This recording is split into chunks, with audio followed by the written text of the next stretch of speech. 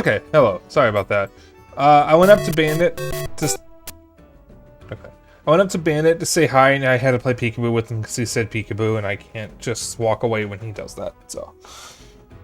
Just making coffee. Hello. So, as you can tell by my levels, everybody is at least level 60. We should be good to go to finish the game.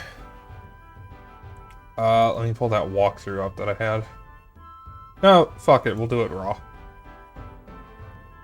Live. I meant to say we'll do it live. That is... That is not what I meant to say. Fuck. Shut up. Alright. So I'm going to go through with my original plan out of safety.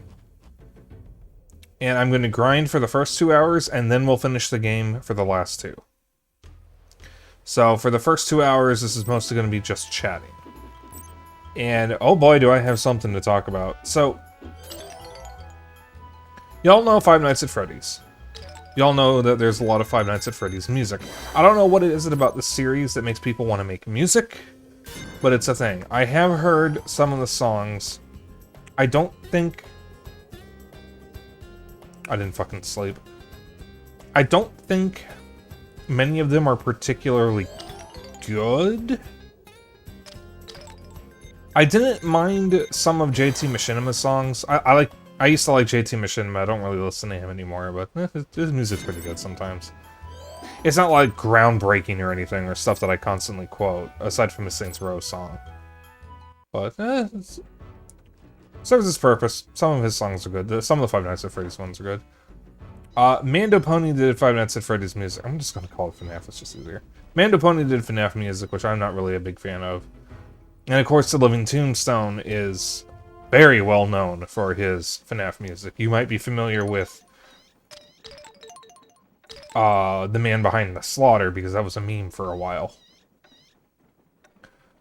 But there's this other musician that I have discovered recently, named Extra Tuna. I don't know their pronouns, so I'm just going to use they, them. But they put out a song based on a FNAF game that isn't even out yet, Secret of the Mimic. Now, I'm not really well versed on my FNAF lore anymore because I dropped out of the series a long time ago. But from what I understand, the Mimic is a creature that was introduced in the novels and randomly was brought back as the plot twist antagonist of the Security Breach DLC, which everybody was pissed about, because if you haven't read the novel, you wouldn't even know what the Mimic is. Because the Mimic isn't from the games. It was made up for the novels, and then I guess added to the lore. Kind of like what 343 has done with the Halo series, where they take characters from the novels and put them into the main games. Which means if you haven't read the novels, you wouldn't know who some of these characters are. Hi, Frank.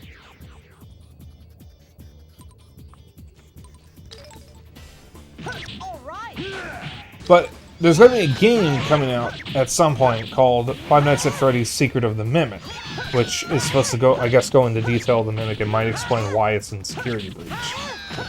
And this musician, Extra Tuna, decided to make a song based on the Mimic called Jackie's Box. And it is quite possibly the worst song I have ever heard in my entire life. I don't remember if I posted it in my server. I might do that after stream, so you can all suffer with me. But I have had one of the parts of the song stuck in my head for the past couple hours, and I have contemplated overdosing on sleeping pills, but I worry if I do that, it's going to follow me into the afterlife.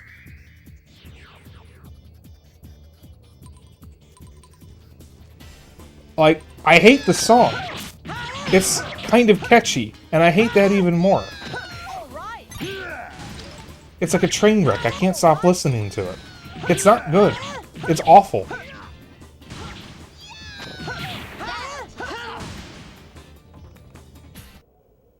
Like the summertime song in the regular show episode. I didn't really watch much regular show. I watched a few episodes, but I dropped off fairly quickly. I just never really kept up with it. I kind of wish I had kept up with it, because I know regular show is really good. It was during that weird period of Cartoon Network where they were doing a bunch of shows that were aimed at teenagers instead of kids. Where they had that disclaimer in the beginning that, hey, this isn't for young kids. That was an interesting period. I don't know if they still do that, because I don't really watch Cartoon Network anymore. I don't even know if we have Cartoon Network.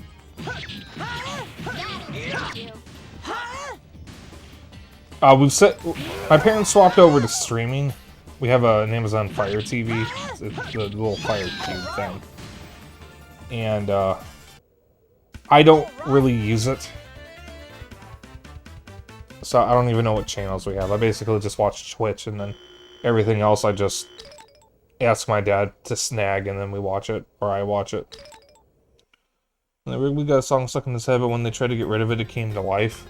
That sounds like a regular show. Also, Frank, we're finishing the game tonight, but for the first 2 hours of stream, I'm going to be grinding out of safety to ensure I can actually beat the final boss. I think I'm good, but I just want to be safe. Also, we do not have 2 hours of, or 4 hours of gameplay left, so it gives me something to do for half the stream. Because I don't think it's going to take me 2 hours to finish the final dungeon and beat the final boss. I highly doubt it will. If it does, there's something wrong.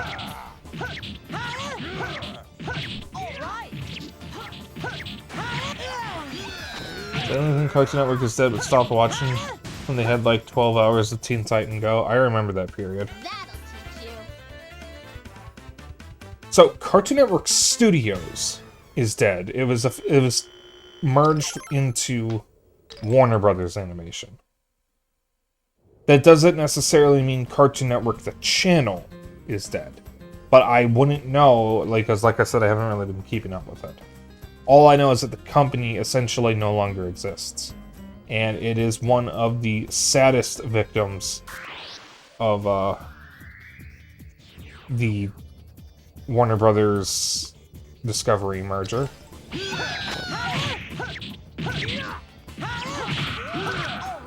I watched Craig of the Creek Online, which is the last good show. There were a couple shows that I did not watch from Cartoon Network in recent years that I've heard are pretty good. I know a lot of people like We Bare Bears and OKKO. I've heard OKKO is actually really good. I don't know what else they've been putting out, so. Been odd lately. Elizabeth, I hope you realize that is putting it extremely mildly. Like, that is an awfully generous way of putting it.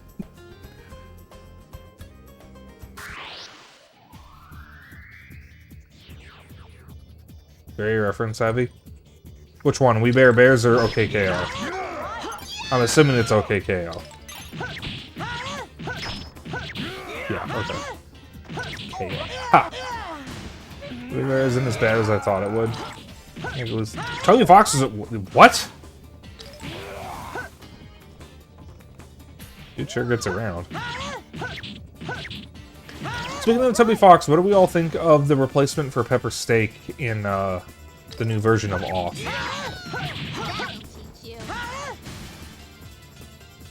Let's be real. You can't replace Pepper Steak.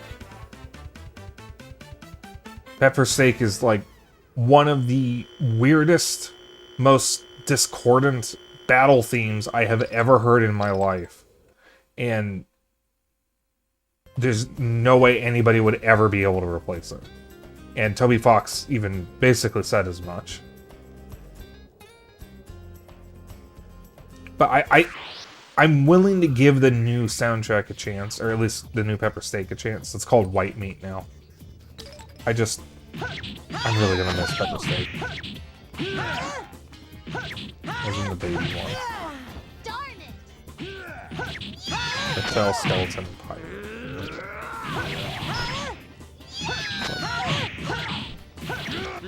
Now, of course, the original version of Off is free and will always exist. It's not going anywhere. So, and so is the original soundtrack, because you can download the original soundtrack for free. Elias Conrad Fleetwood, I think that was his name, Has it for free on this website or something. Somewhere. I got the sound. I know the soundtrack's available for free. And it's been free for a long time. I have the soundtrack and I haven't even played off. I was going to a long time ago, but then I never did, and then I changed laptops and then installed it, and then I switched to Linux.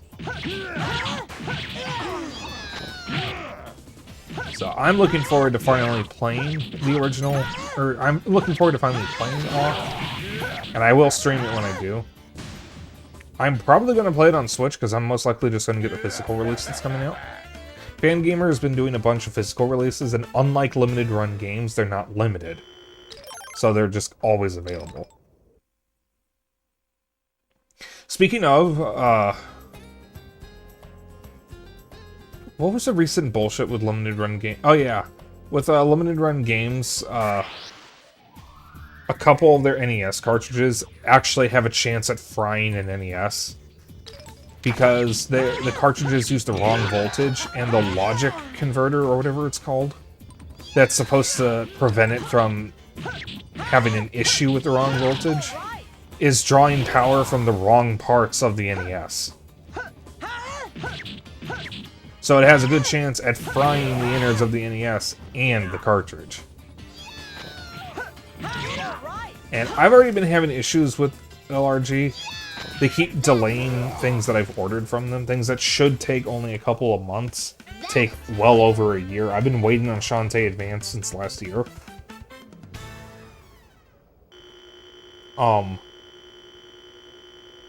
Castlevania Dominus Collection was supposed to ship by now, and they pushed it to April.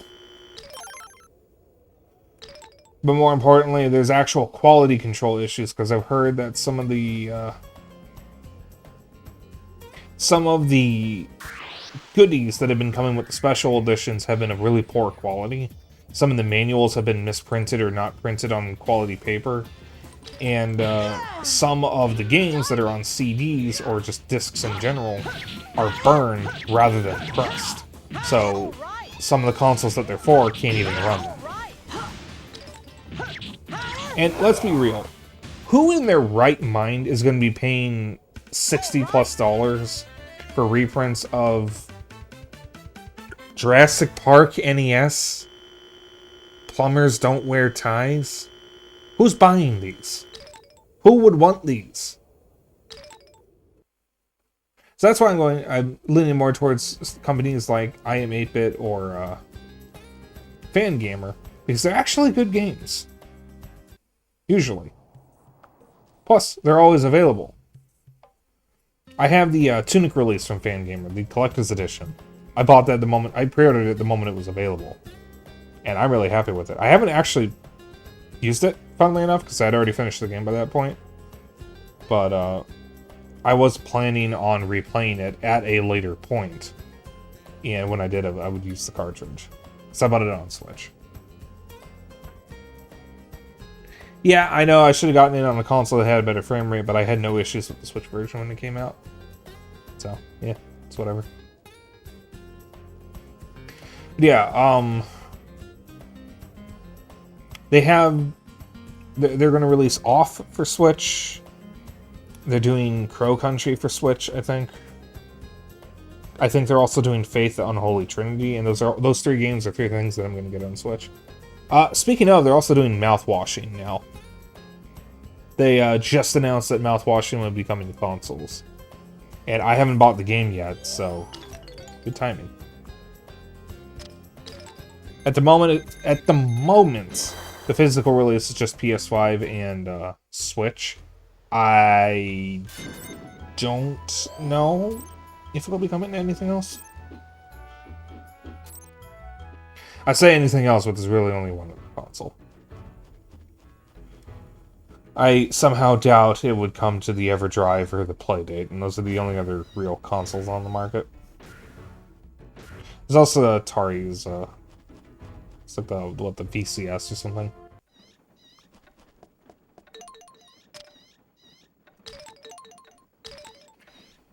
Alright, so we'll just be talking like this for a little bit.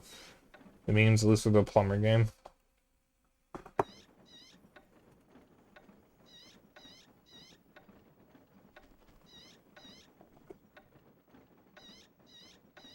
I suppose. Poor Jack never gets a good room. All of his rooms are just dusty and messy.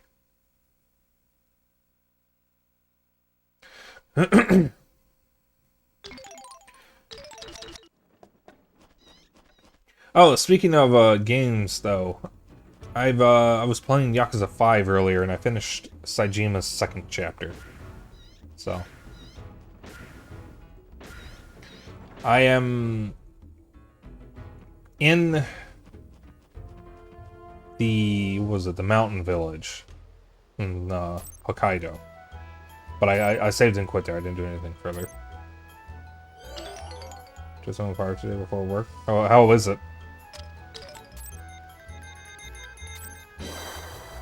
I've heard it's really good.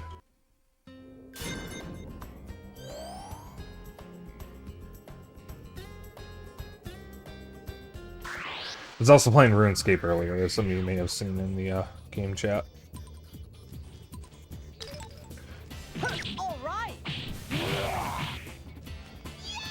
It's a sequel, since it takes place a few months after the end of Infinite Wealth and kind of spoils the ending. Okay. Yeah, some people I know have been streaming some of the more recent Yakuza games, specifically Like a Dragon, Infinite Wealth, and the Majima game. I've been calling it the Majima game because the title's too wordy. And I've been sitting out because I'm so close to getting to them. Literally, I have one more Kiryu game left, and that's Yakuza 6. That'll also be my last game on PS4. Once I finish Yakuza 6, we'll need a PS5. I will need a PS5 to continue the series.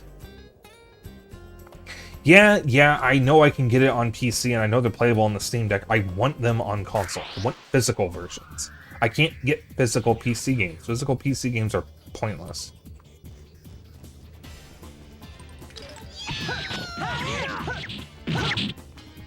So Frank, you know why it's called Like a Dragon? Yeah. I know you're making a joke. I want to know if you know why it's called Like a Dragon.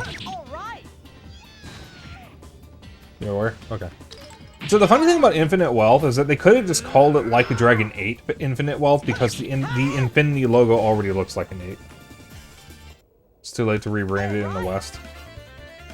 Well, they kind of rebranded it with Ichiban, or Kasuga, whatever his name is, because it's a new story, but ironically, it doesn't feature Kiryu, and the Like a Dragon was referring to Kiryu.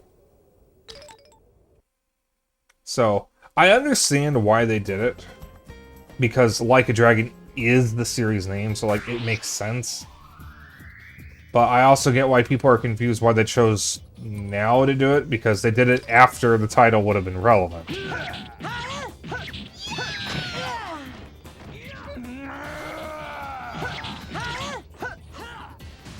Yakuza Ishin, which has no Yakuza, that is true.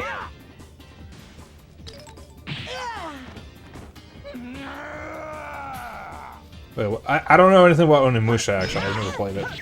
I have one of the games on Switch. I don't remember which one. I don't know anything about the Onimusha series. I know one of my friends likes it.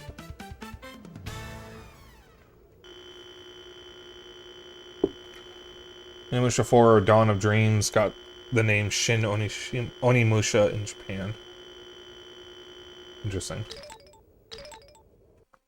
Yeah, names with Japanese games are weird. I know the first Dynasty Warriors game, the one released in the US as Dynasty Warriors 1, is not the same series as Dynasty Warriors 2. I just walked through a tortoise. I also wanted to simplify for US, like with Bully. Yeah, well, I think the reason why it's not called Yakuza in Japan is because it is illegal to glorify the Yakuza in Japan.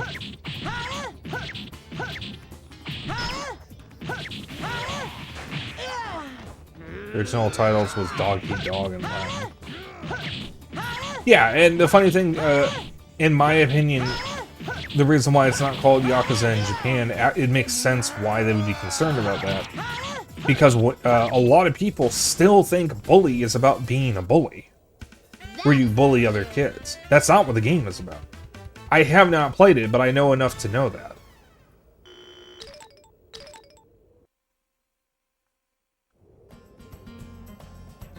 I have heard Bully is like one of Rockstar's masterpieces, and I really, really should play it. Yeah, so it's kind of a lose-lose. Can't call it Yakuza in Japan because it's technically illegal. Can't call it Like a Dragon in the US because nobody knows what the game is about. 10 years in the joint made you a fucking pussy. So, the original Yakuza 1 dub is kind of a mess, for obvious reasons. The way one of my friends tells it is they tried to make it like a GTA, when it is very much not GTA. So there's a lot of unnecessary slurs and swearing in the game. The thing that gets me the most, though, isn't actually any of that. It's the fact that fucking Bill Farmer plays Date. And he's just doing his Sam voice. Do you know how weird it is to see a grown Japanese man in a detective coat talking like Sam from Sam and Max? Exact same voice, exact same accent and everything. I can't get over it. It fucks me up every time I see cutscenes of Date. Mark Hamill didn't even know he voiced Majima in the first. Well, Majima's only in the game for like 5 minutes. Majima didn't really get a big role in Yakuza until the 4th game. Japanese with swearing is weird. Some people say that, but like, my girlfriend complains about panty and stocking because the English dub has so much swearing, but the funny thing is, I've watched some of the show with the Japanese dub, and in almost every instance where they say fuck in English, they say, not only do they curse in Japanese, they curse in English in the Japanese dub, and it's the same words. All lines don't have direct swearing, but it's about connotation and whatnot, slurred speeches, for example. Yeah, so, like, localization is not an easy thing, is the short version. Some things don't translate well between languages, so you have to get creative with how you're going to convey what this character is like. Which leads to situations with Japanese games, where when localized in English, there is stuff that is not present in the original script because that's the only way they can convey it in English. And for some reason, weebs who are obsessed with anime in Japan don't seem to understand that.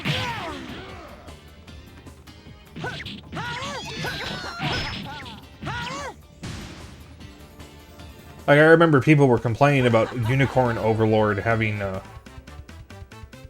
English script that didn't line up with the Japanese script because they decided to give it the kind of like medieval English, I don't know how else to describe it, type of speech instead of just translating it literally. And a lot of weebs were angry about this, and it got to the point where the goddamn writer of Final Fantasy Tactics, Vagrant Story, and Final Fantasy...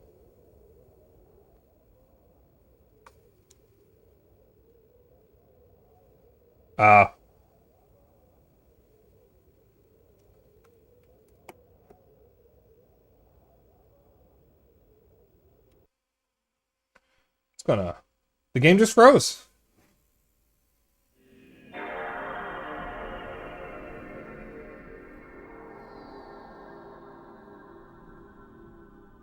Just, gonna move on. Good thing I've been saving recently.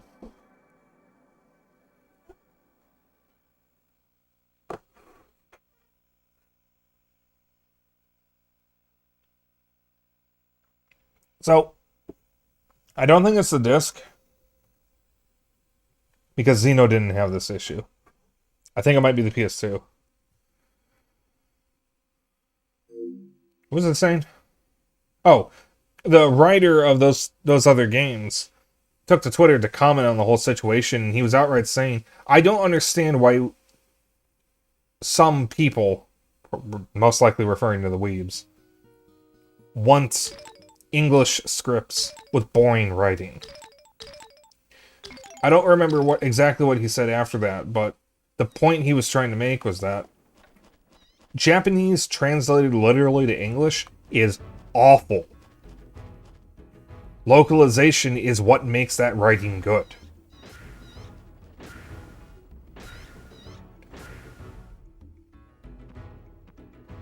There's a sweet spot. But the thing about English is there's multiple ways to convey the same message. And by understanding the nuance of a character's background, tied with Japanese culture, you can figure out what they're trying to convey about the character. For example, in Radiata Stories specifically, look at the character of Cross. He is a fucking dickwad. He is an awful person.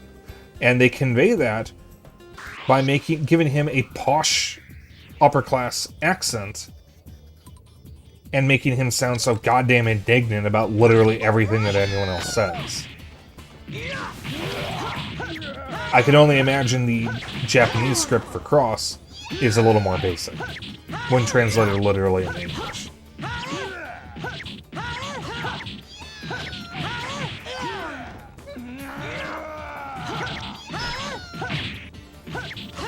Is that regarding Unicorn Overlord, Frank, or is that something else?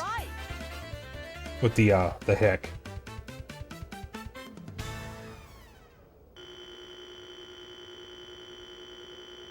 Cyber Sleuth. Okay, I had no idea what you were talking about.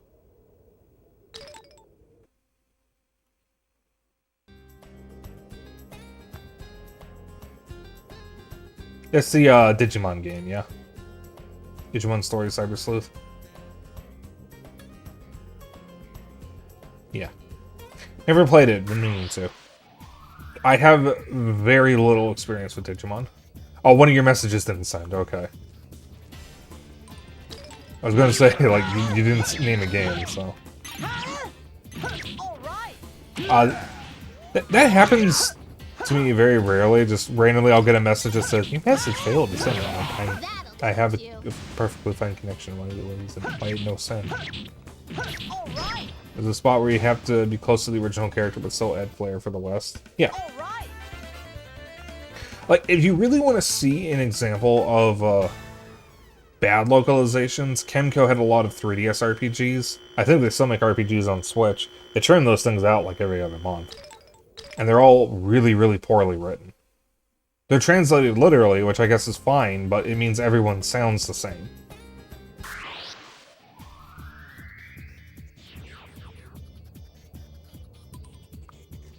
Ghost Hunters. You mean the anime movie Ghost Stories?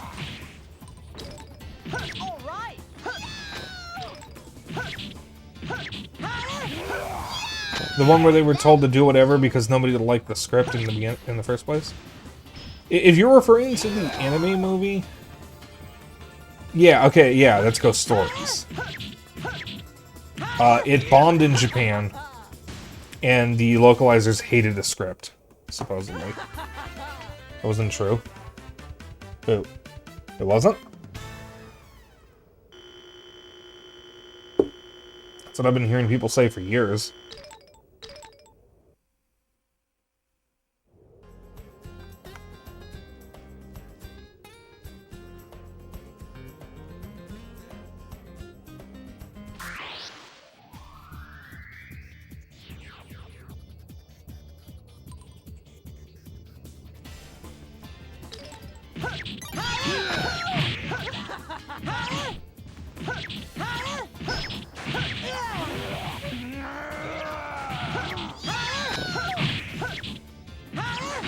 It was decently popular. Okay.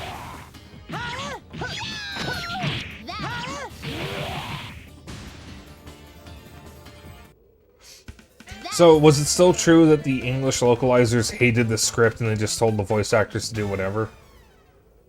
Okay, here we go.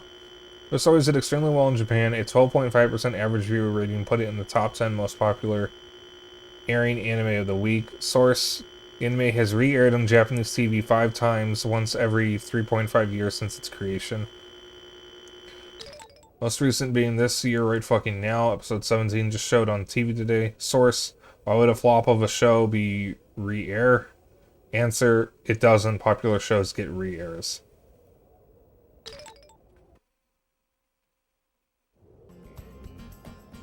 Copy paste was from 9 years ago. Okay.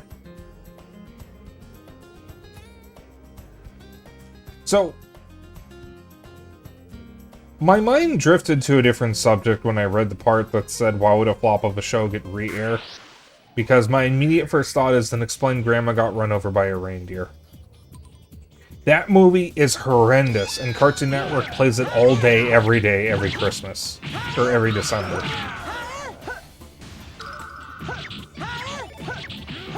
It is widely regarded as one of the worst, like, Christmas movies. It was a good kind of bad.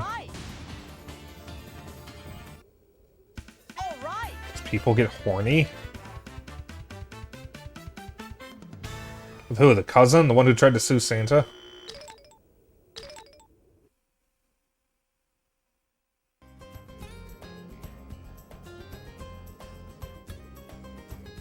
Grandma. Who out here is simping for Grandma? No, stop! I'm stopping you right there, Frank. I will time you out if you keep going. I hate that song. God damn it, I hate that song. And people keep talking about it's gonna get stuck in my head and I'm gonna have to kill one of you. In Minecraft. It's the one line you know? Good.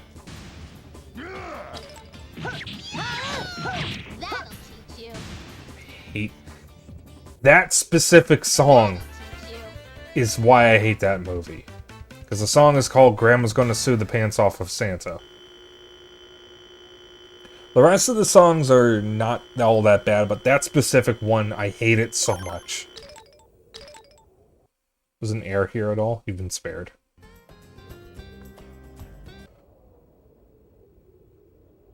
Huh?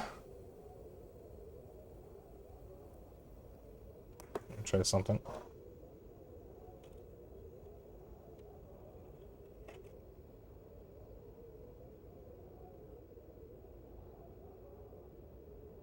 How about this? Wait a minute.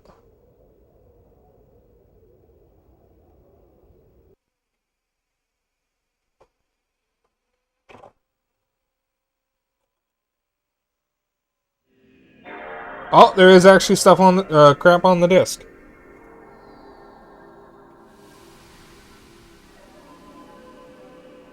How that got there? Shouldn't be there. I haven't done anything to the disc.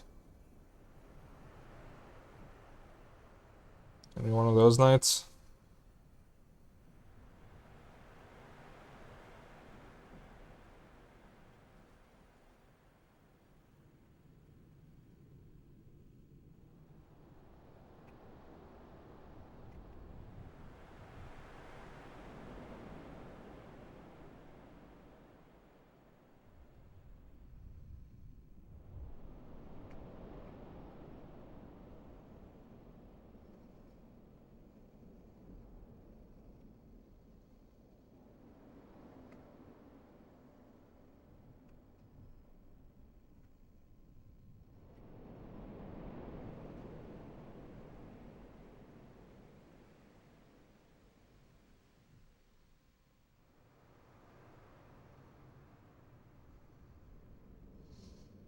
God, why is it doing this now? I never had any issues yesterday.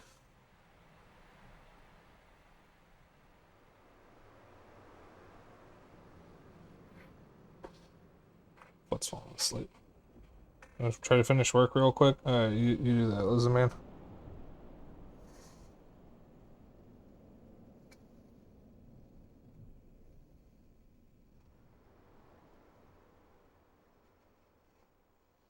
Zeno, can you come here and clean this? I think I'm making this dirtier.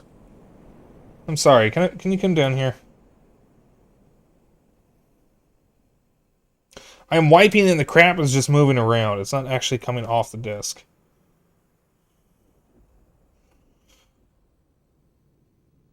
Stupid. I just want to play my damn game.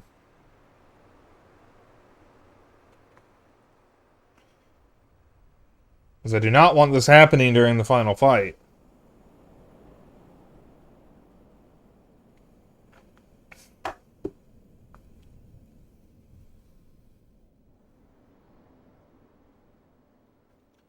Inexplicably, there's more crap on the disc. Yo. Hello.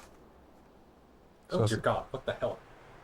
Every time I wipe it, there's just more. There's so much shit on here. Every time I wipe it, there's more. I don't get it.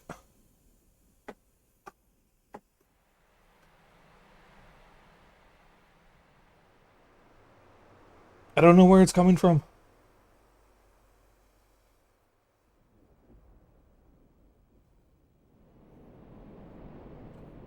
Well, how much crap was on it already, it had to have been the disc. Oh, definitely. I hope.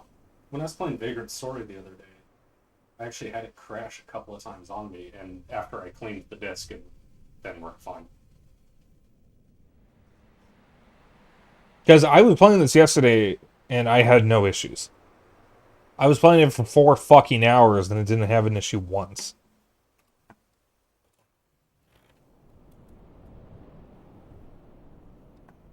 Thank you. You're welcome.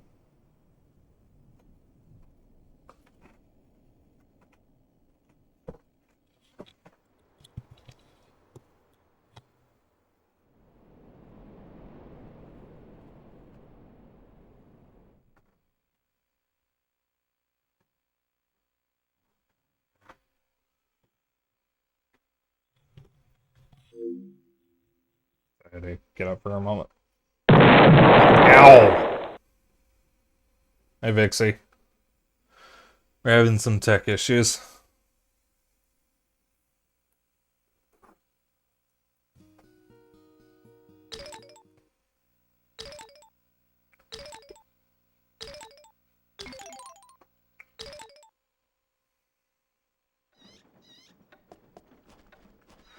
Alright, let's try this again.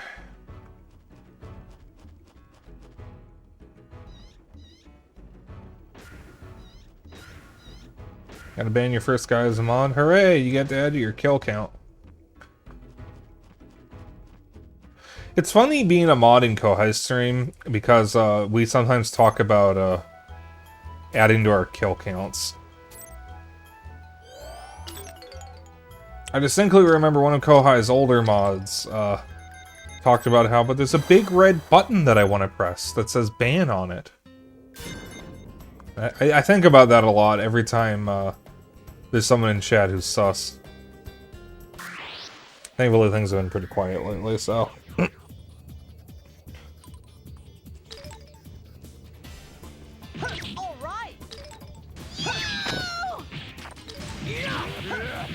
Why did you target him? Wait, was I targeting 2 enemies at the same time? Wait, there was a red reticle on the bug and a yellow one on the tortoise. Was I targeting 2 enemies at once? That's not supposed to happen.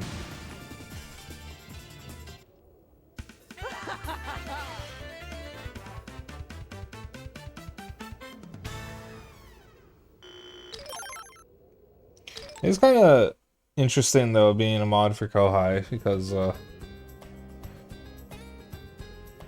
it's very nice to be thought of as useful and handy. Because I went most of my life thinking I was useless because I was screwed up or didn't know what to do. So it's...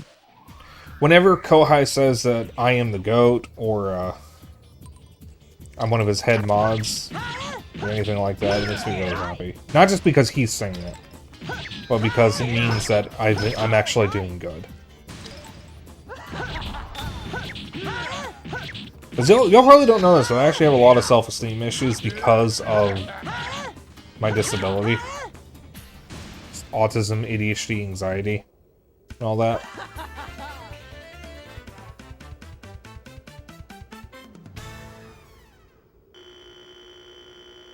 Good God.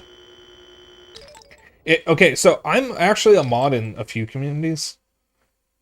There's a meme server that was my first Discord server that I've been in a mod in since like 2016. that I have stories I could talk about, some of which probably aren't safe for Twitch. The kind of creeps, weirdos, and absolute fuckheads that I've had to deal with.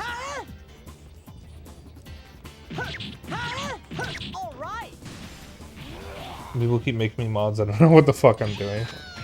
So, it might not be a good idea to just randomly bring this up, but I'm going to, so you can see why I'm glad that meme server has peaked and almost nobody talks there anymore. This is probably my wildest story as a mod for anything.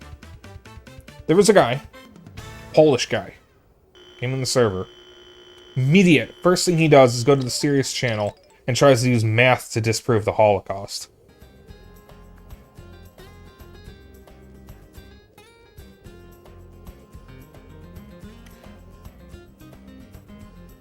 That was probably the biggest waste of an hour of my life that I have ever been through. And the other mods were like, oh, but he's not breaking any rules, so we can't actually ban him. Oh, tisk tisk. And then on day 2 of this guy being in the server, I said, fuck it, and I said, whoops, my finger slipped, and I banned him. Nobody complained. We've all changed as mods since then, and we're very different with how we handle things now, but only the same 6 people really talk in the server now, so there's basically no point in moderation at the moment. The remaining people who talk there are good people, but it's basically just the same 6 people. Even the owner doesn't really talk there anymore, which is also too busy. Yeah, like, had this happened now, I would have just banned him on the spot without question. As a matter of fact, I actually have banned somebody who did that in Kohai's stream.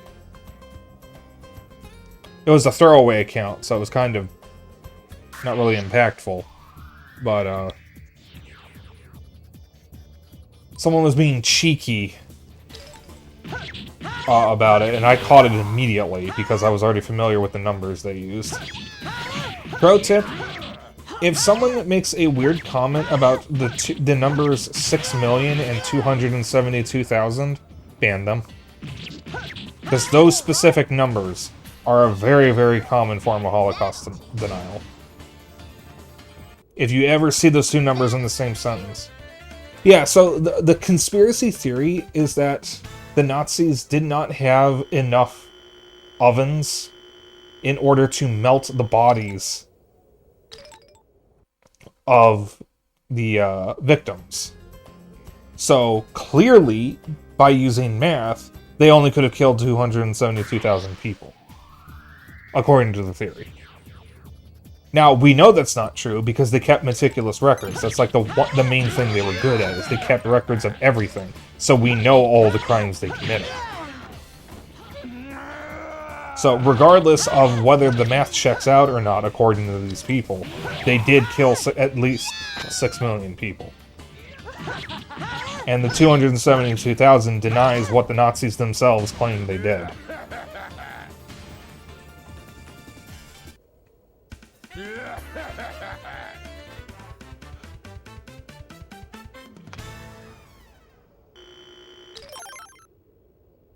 Hi, Crystal. That was a very awkward time for you to come in. Hello.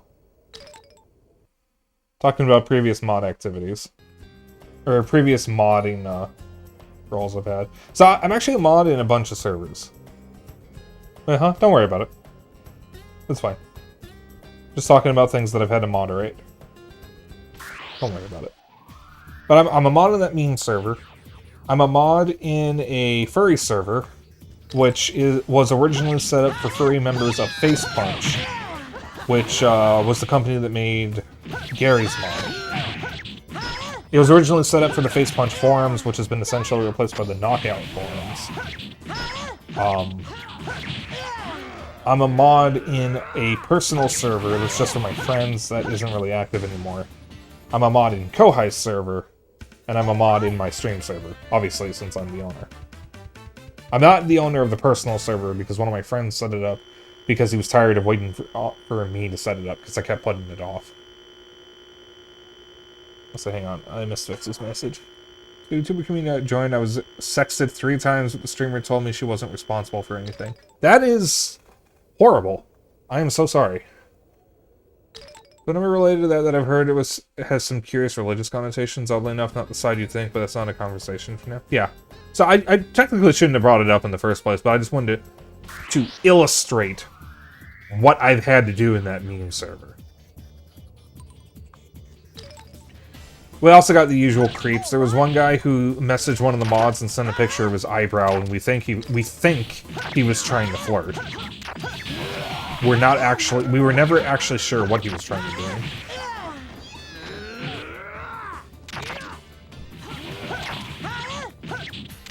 Literally just a picture of his eye and eyebrow and then another picture of his elbow. And again, we think he was flirting. He thought the mod was a girl. When the mod said, "You gay, bro," and revealed that he was a guy, the guy left. Another guy came in and found everybody's accounts on Facebook and started calling everybody by their real names. Despite people asking them not to. One guy kept messaging everybody that he thought was a girl. Specifically the girls, and blocking all the men.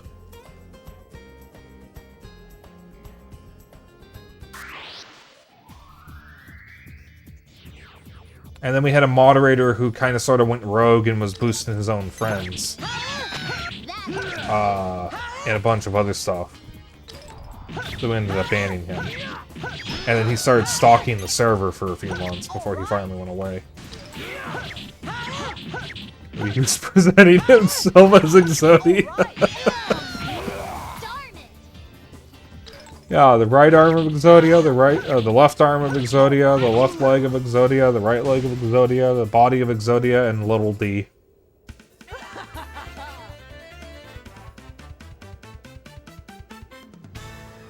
It's an actual Yu-Gi-Oh card, by the way. Check out this dino. Yu-Gi-Oh memes or something else. The sexy thing, the mod wanted to ban this person, but was told not to because the culprit was a tier 3 sub. I'm actually still friends with the mod, and she actually apologized to me yesterday. I'm glad we met. That went my way. Yeah, that's one of the awkward parts about streaming. So, I'm gonna be real with you guys. I am not like that. In fact, I actually have a more nuclear approach to it. I actually don't care if you're a sub, or if you've been here for years. If I think you're a threat to my community, I am going to ban you without a second thought. I don't care what you've done for me. If you become a threat to me, or my community, or another community, I'm getting you out of there. You will be naught but cinders. It's kind of pessimistic, because obviously I want to think the best of my community, but I mean, if I find out that there is a problem actor in my community, they will not be here for very long. And I am in a special channel in a friends server that is meant for mods of streamers and other streamers. So if I find out that someone's a problem and a danger, everyone I know is going to find out as well. I didn't mean to go through that transition. With the power of the PS5, I will be real in 5 seconds.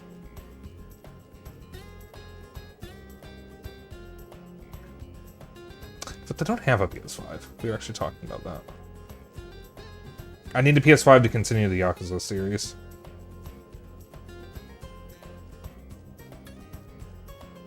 I'm in danger of drinking my coffee late and eat my lunch early.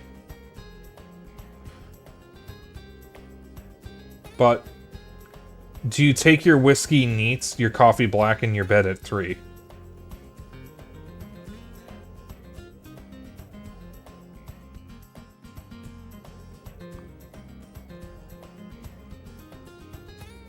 You hate alcohol? I'm putting the song. I don't know if it's a guy or a band, but a group called Hosier put out a song called Too Sweet. And I was obsessed with it for like 2 months straight. I bought both it and a cover of it, which is how I found the original song. From another streamer.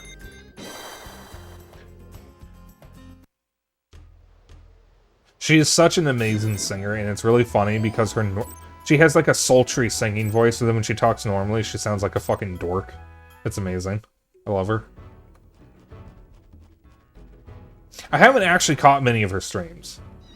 This is one of the weird things about being a streamer. I have made friends with so many streamers that I prioritize my friends over everyone else. So I don't actually watch many of the streamers that I used to watch. I just watch my friends. Which kind of sucks because there were a few streamers that I would consistently watch basically every time they streamed. Like when I discovered Whiskey Dingo, I never missed a stream. Then I started streaming. And I haven't watched one of his streams in almost a year. Probably longer. Which is unfortunate, because I really like the streams, but I mean... If one of my friends is streaming, I'm just gonna watch them. And if it's one of my besties, like, I am watching them, and I am definitely not switching. And of course, since becoming a mod in Kohai streaming, Kohai is one of my besties, kind of have to be there. And his other mods have commented on the fact that I'm very quick to catch things, so I basically count as like 10 mods. Not my words. One of his other mods said that. So, I feel like I have to be there. Because I am incredibly quick at catching sus shit. Like, we had a guy come in who was saying bad stuff in Morse code. And, I was the one who caught it at first because I was the only one who actually thought to translate it. And I caught it literally within a minute after it was posted. Whereas one of the other mods is like, ha, yeah, that's not Morse code, even though it was. So now whenever someone posts Morse code, literally any mod who's present just translates it because of the one time I did.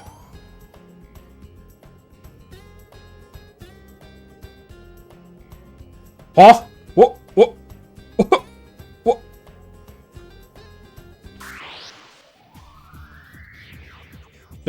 You guys saw that, right? The fucking tortoise teleported. It's a teleportus.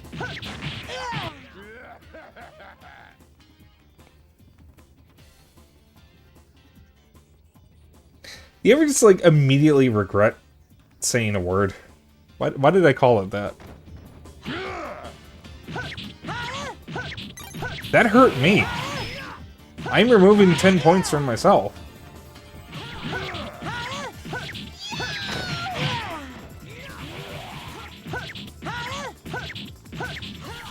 The funny thing about these enemies, I'm dealing so much damage, and I have HP absorb, that I'm healing myself faster than they can damage me. Oh, the tortoise was teleporting, and I called it a teleportus, and then immediately regretted it. There. Now you know what you missed. Aren't you so happy that I told you?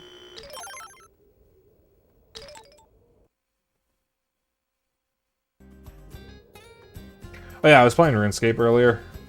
You don't get it?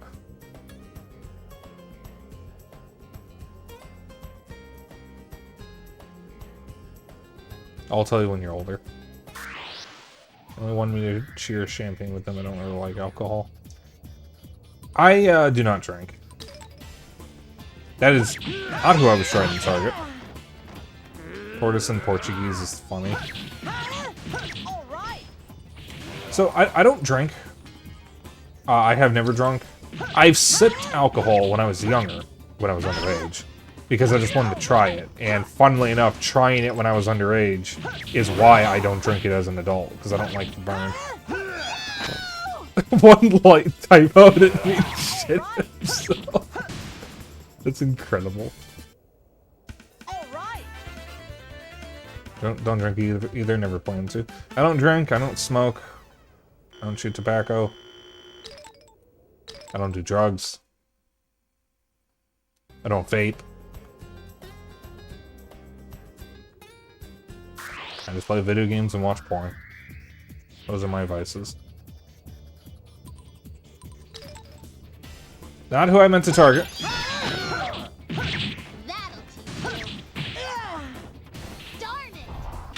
So I didn't think that alcohol was disgusting. I did not like the burn. However, I can't stand the smell of beer or wine.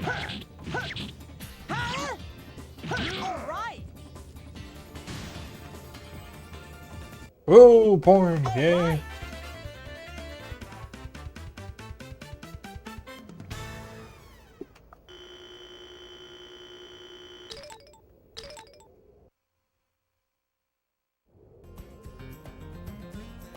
I used to drink a lot of soda, but I don't drink pop anymore.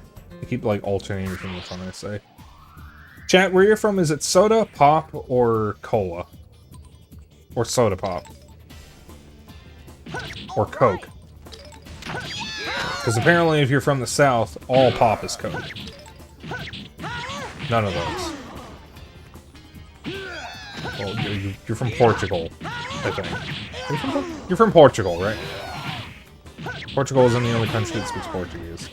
Yes, okay. Yeah, I'd imagine you just use your Portuguese word for pop.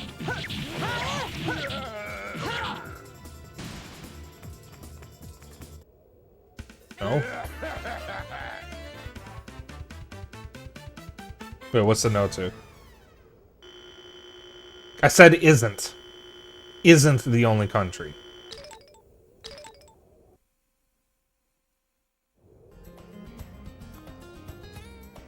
Yeah. Because I couldn't remember, for a brief moment, I couldn't remember if you were from Portugal or Brazil. Because I know other people from Brazil and they speak Portuguese. I didn't know about the other two countries.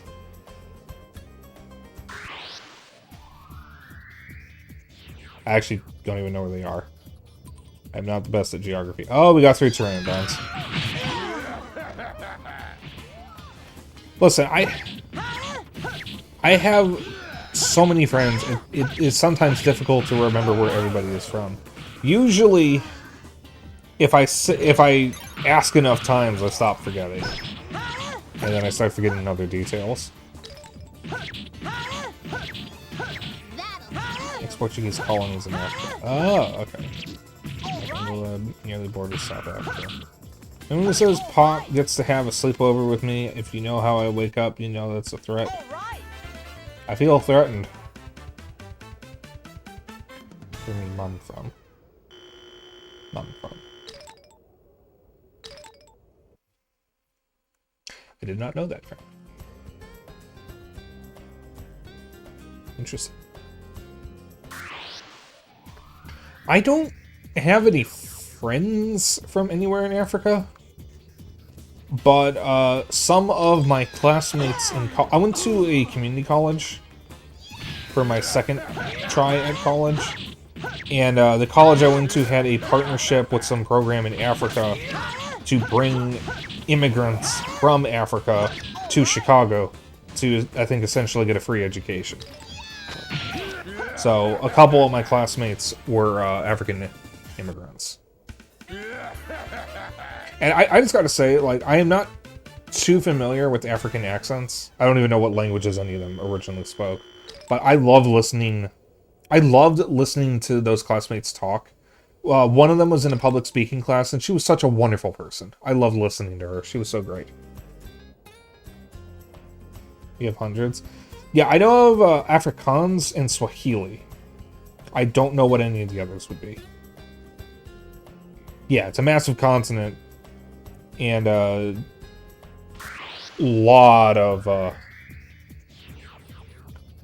tribes before they became countries, and I think most of them only became countries because of colonizers.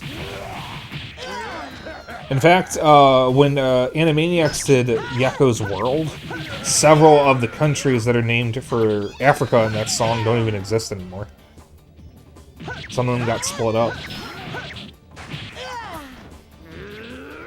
There are over 2,000 languages spoken in Africa, many of which have roots to the major language families. Interesting. Afro-Asiatic includes Arabic ancestry, native to East and North Africa and the Arabian Peninsula and the Sahara. African countries are very complicated. Yeah, I don't pretend I know all of it. I just know that it's a very different region from anywhere else. And it's been abused by so many countries. It's really awful what the rest of the world did to Africa.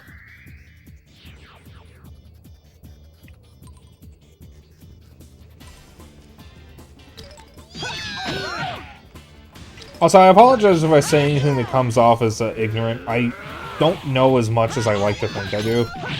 So, like, if I do say something that's just blatantly wrong, I don't mean it in a, like, malicious way.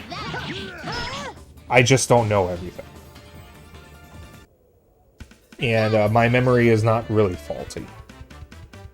Yeah, I'm just like saying that I might slip up and say something that might come off the wrong way. I don't mean it in a malicious way. It's just I either forgot or don't know what don't actually know what I'm talking about. I'm going off of very, very vague knowledge. And I don't know a lot about Africa. I never really covered that in my classes. I was more interested in American history since it was more relevant to me. Especially since, keep in mind, I went to college right at the end of Trump's first term. So, like... It was relevant to me because I wanted to ensure that I would be able to tell when we were repeating the past. That was also around the time I was getting really interested in my own city's history, so... No one has exact information in their own countries often. Sometimes to the detriment of the countries. Given what's happening right now.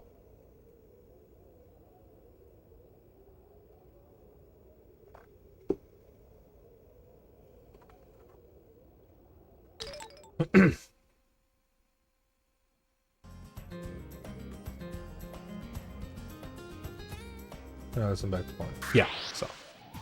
Alright, we go off on tangents here a lot. Africa is massive lot of lands, yeah. Like a lot. I think the thing you said about 3,000. Over 3,000.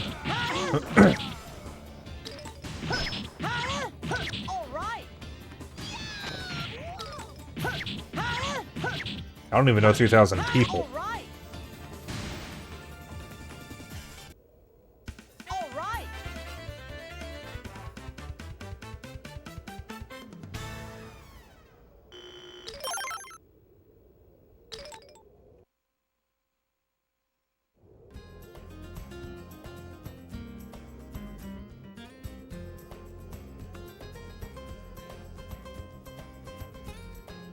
So the way you put that, Frank, is a lot more eloquent than what I was trying to say.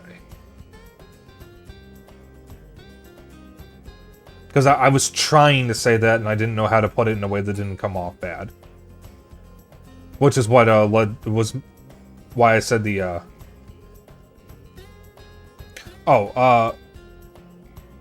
I was saying that the way you put it is how I was trying to put it, and I didn't know how to say it in a way that didn't come off as bad. That's what actually prompted me to apologize if I ever say anything that's incorrect. Because I was trying to say that, and the way I was trying to say it wasn't very eloquent, so I just didn't say it that way.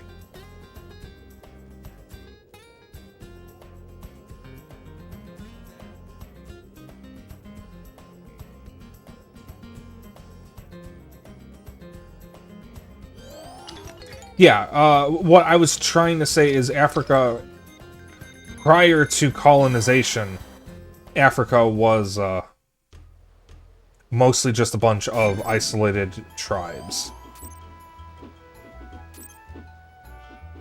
And I wasn't sure. That's basically the extent of what I know. Because I never really studied Africa. I wish I did. Because knowing what happened in Africa would probably be a very good way of understanding why it is the way it is today.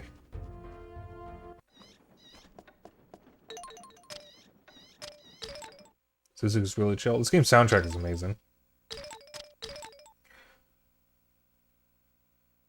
it wasn't one population, it'd be the other. True. With the Zulu Empire? I am vaguely familiar with the Zulu Empire. I know that Shaka Zulu himself was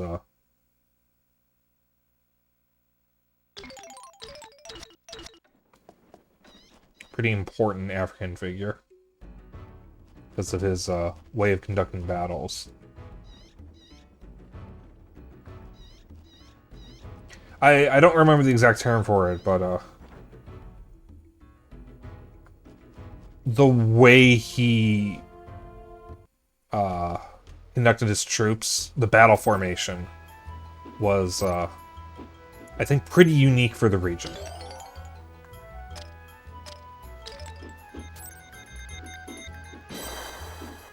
Yeah, you don't have to. I think we can all imagine.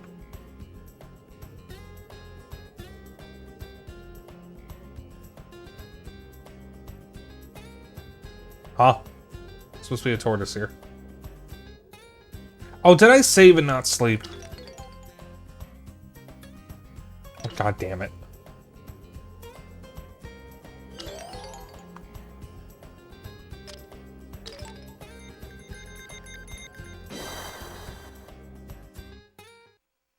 What happened? What is happening? What ended up happening with Africa in quicker fashion is what happened to the rest of the world in some way or another. True. At some point in time.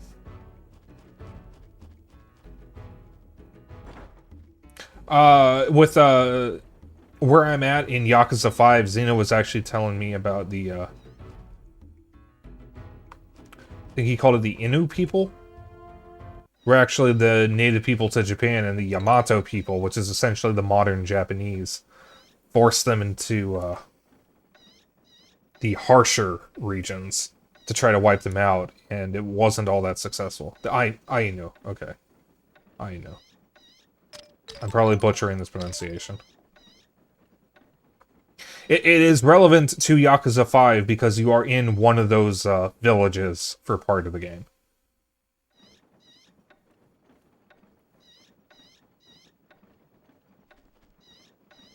Ainu. Aino. Okay. Or would that be new? Ainu. Okay. Yeah. New. Okay. Yeah. Okay. Yeah. I did take a Japanese class at one point, so I do generally know how to pronounce Japanese. And learning Japanese fucked me up enough that my default way of pronouncing words is Japanese if I don't know how to pronounce something. Which I think is really funny. I say fuck me up in the sense that it left enough of an impact on me to change the way I pronounce words.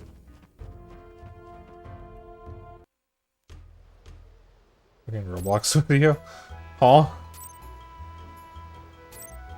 Sucky tan ducky doo? Sucky tan ducky doo?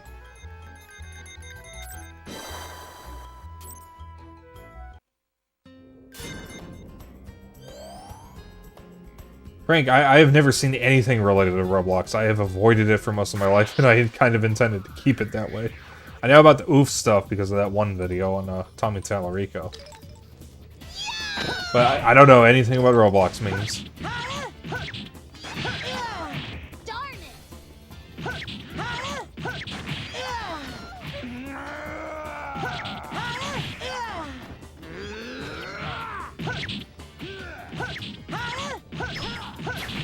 We'll be doing this for the next 40 minutes.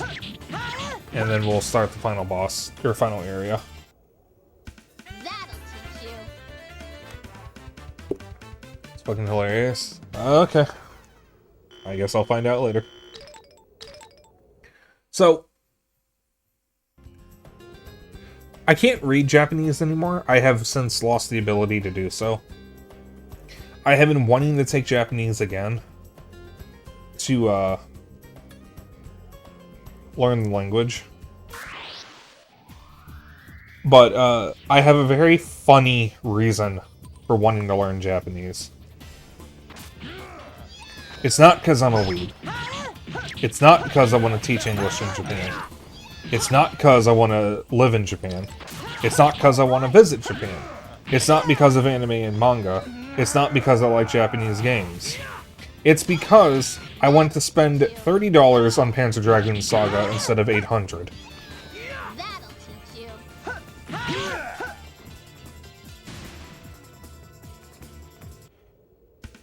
If you can read Japanese... No. I want to have a disc. I want to have it physically. I want to physically own Panzer Dragoon Saga. And if I get the Japanese version, it is significantly cheaper.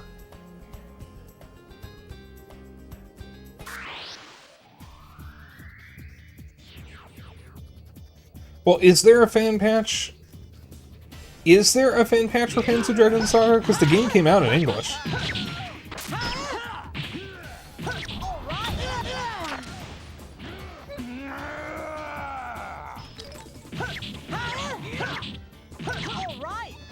Did they actually bother to translate and patch a game that has an English version already? That'll teach you.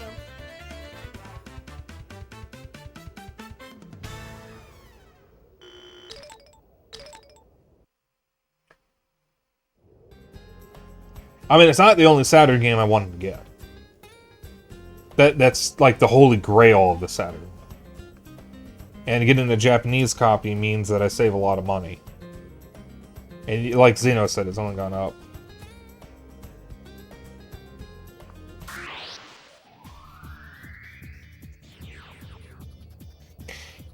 Yeah, it's 3 written scripts. It's katakana, hiragana, and kanji. Kanji is mostly taken from Chinese. But it's not identical. Hiragana is the regular Japanese written language, and katakana is specifically for foreign words. If you are writing a non-Japanese, like, name, a person's name, in Japanese, you would write it in katakana, not hiragana. That'll teach you. And there was a point where I could actually read katakana and hiragana. I was a little slow, but I could read it.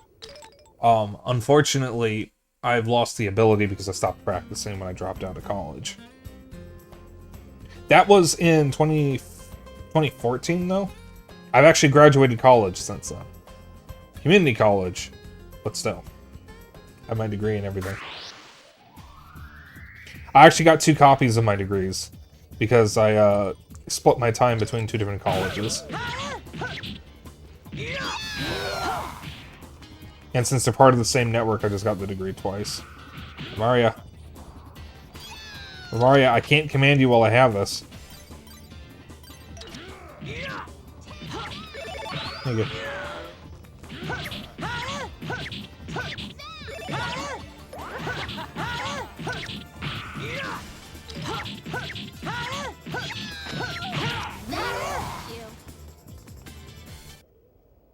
That'll teach you.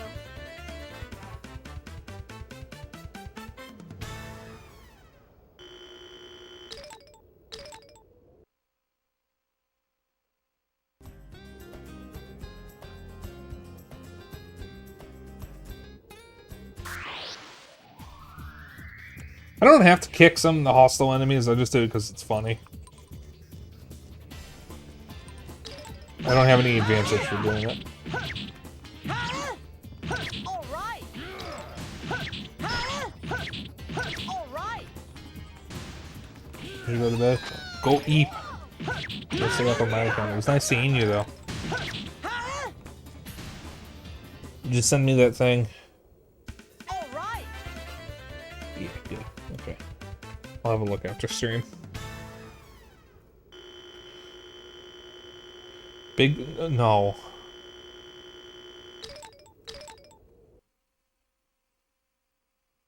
Zoinks and Bajinkis.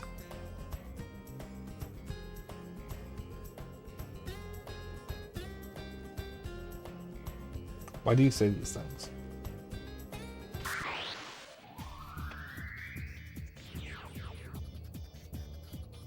No. No. Alright. So that just reminded me, I don't watch Supernatural anymore. I think the show should have ended after the season with the Leviathans, because that was... Darn it! Well, actually, I think the show, All the right. best time to end the show was when they fought Satan. All The right. second best time to end the show was after the Leviathans.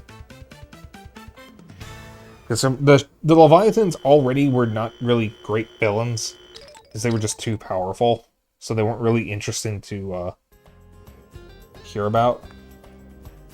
But killing them all would have been a great end for the show before it got worse, and it got worse after that. However, there is one specific episode that I want to see at some point, because I still haven't, All right. which is when there was some kind of like haunted television set or something, and Sam and Dean Winchester ended up in an episode of Scooby-Doo.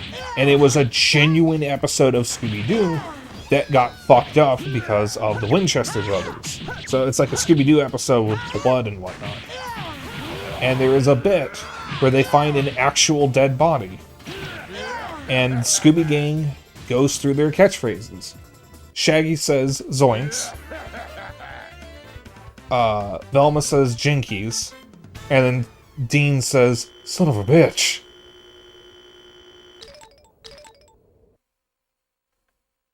That's literally all I know about the episode.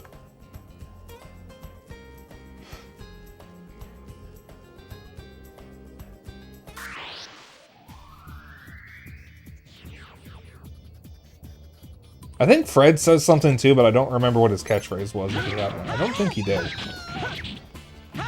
Could have sworn he says something in that scene, though. Fuck. All right.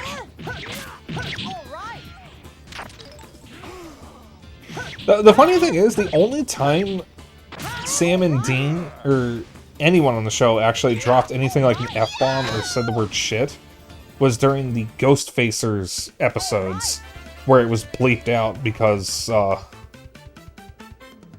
it was a show within a show.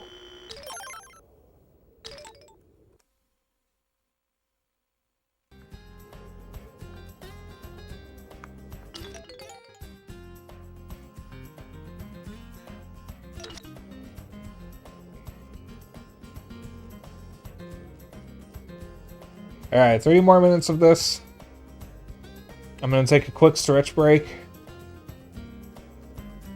And then we are going to go for the final area. I don't think the rest of the game is going to take me 2 hours. So we might have some extra time. I don't know what I'm going to do in that extra time. So, I might just end when I finish the game. I might, grab another game and just vibe with that until the end of stream. I don't know. I was originally planning on maybe just chilling with Namco Museum afterwards. I might actually play Jet Moto, since I haven't really played that much since I got it. I don't know.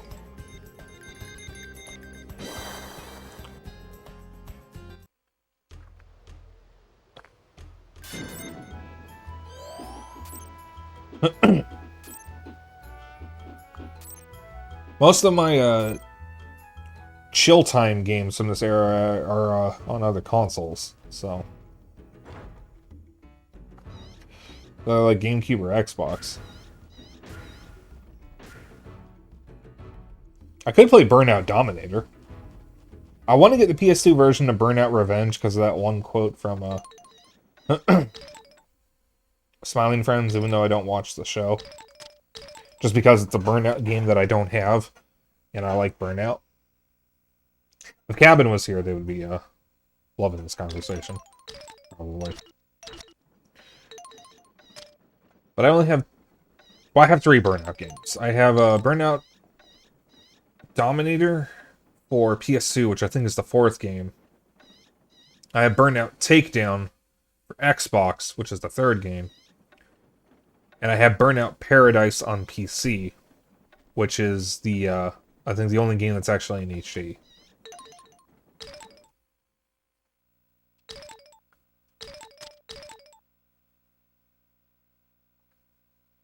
I think Burnout Paradise got a remaster on Switch, PS4, and Xbox One. I was tempted to get it.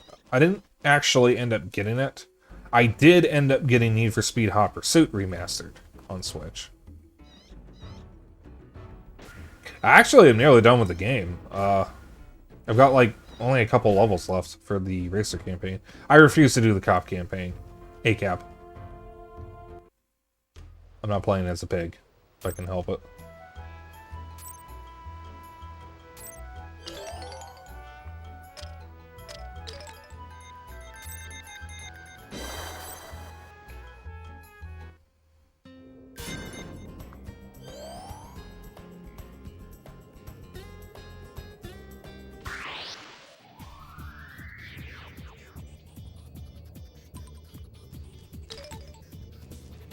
All right.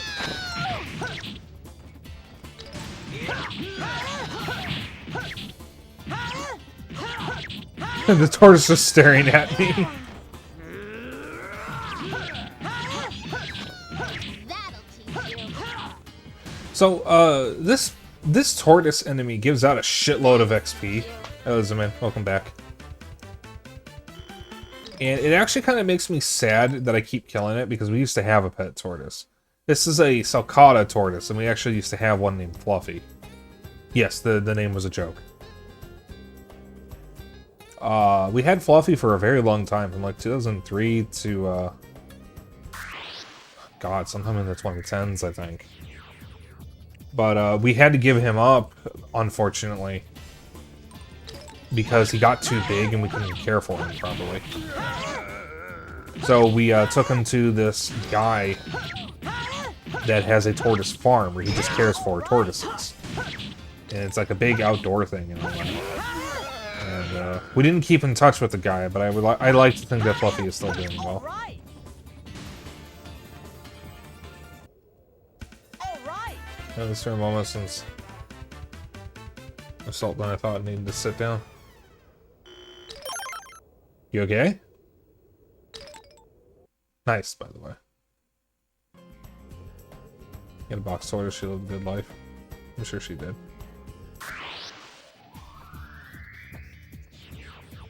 Well, sulcata tortoises can outlive their owners. Assuming something else hasn't happened to Fluffy, Fluffy will probably be here after I'm dead. Hell, Bandit might outlive me. Bandit can live for 80 years, and he's only like, he's turning 5 next month, I think. So That'll teach you. he's got like. So I do not have 80 years left in me. I'm already 30. I'm not going to live for another 80 years. I got maybe 70 in me at the most. So assuming Bandit lives to his full life, he will actually outlive me. Shout out to the first thing Fluffy did when we dropped him off at his new home, ran straight for the first female tortoise he saw. Side. It's no instance where it's pushed way too much salt outside and drags all over the inside. Ah, okay. I'm assuming it's for the ice. We use sand for the ice, so that way there's actual friction. So you can walk on it more safely.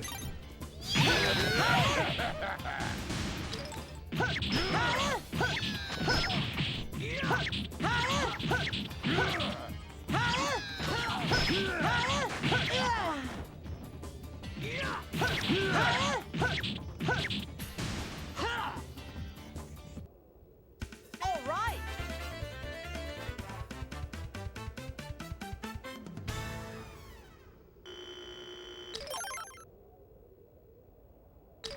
It was both sand and a de-icer. Saying this for spots or weather where a de-icer won't work. Ah, okay. Xeno's the one who does that, so he would know.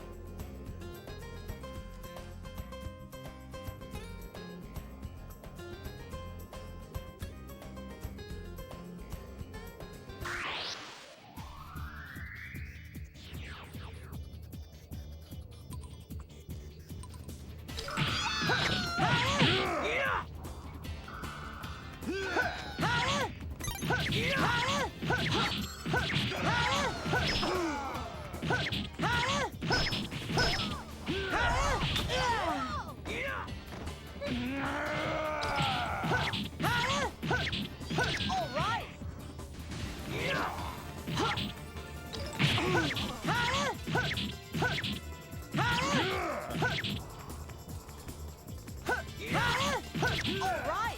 Huh? Up. Expand it. All right.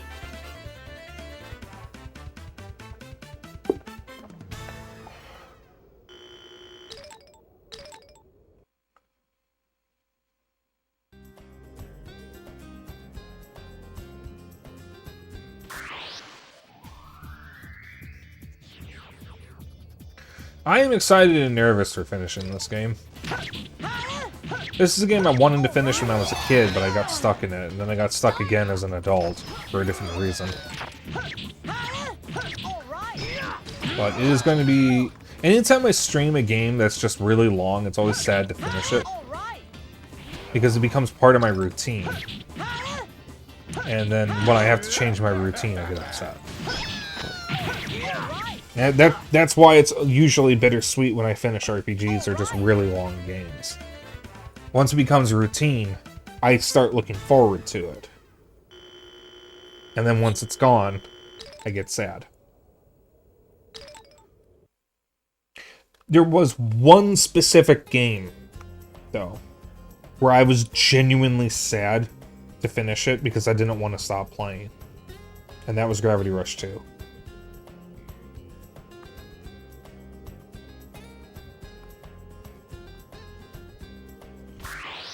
Spent damn near 40 hours in that game. I didn't want it to end. At some point I'll stream it, because I've been wanting to do a replay. It's been several years. We're actually coming up on 10 years.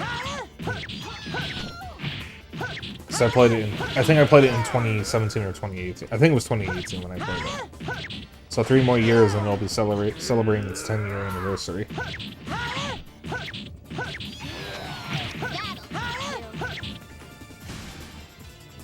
So, I'm really looking forward to playing that again.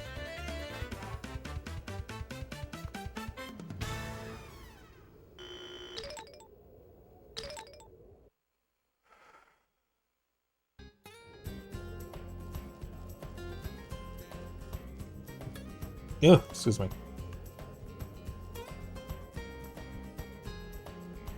Oh god damn it, I have to wait for him to turn around.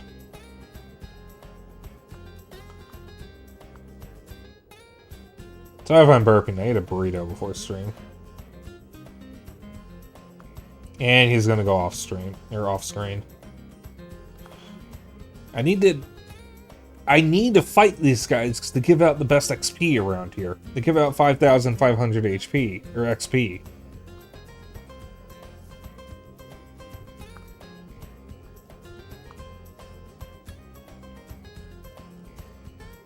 Oh god.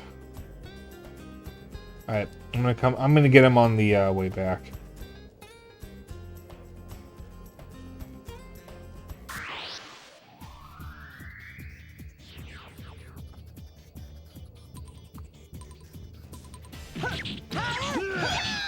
All right.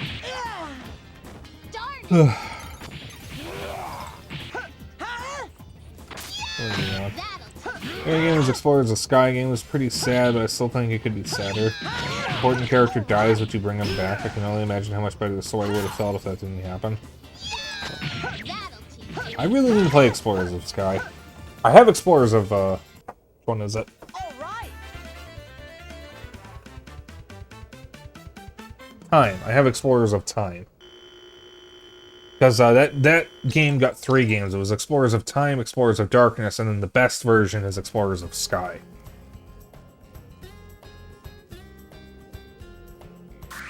And everybody loves Explorers of Sky.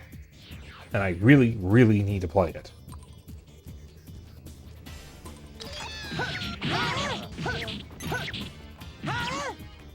All right. Darn it!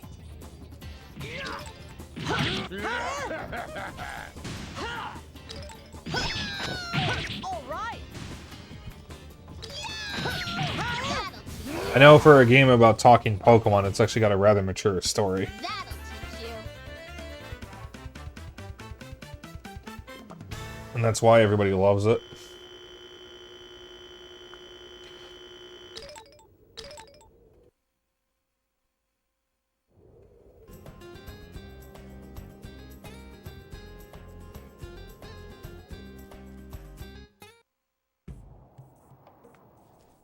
I should refresh it and make the tortoise easier to reach.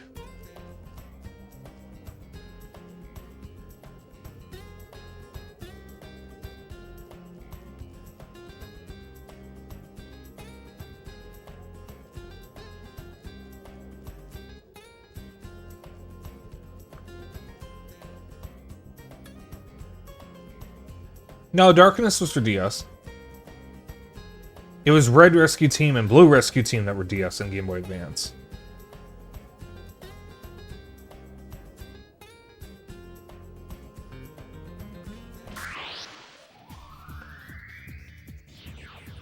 Time and Darkness were both DS games. Red Rescue Team was a GBA game and connected to Blue Rescue Team, which was a DS game.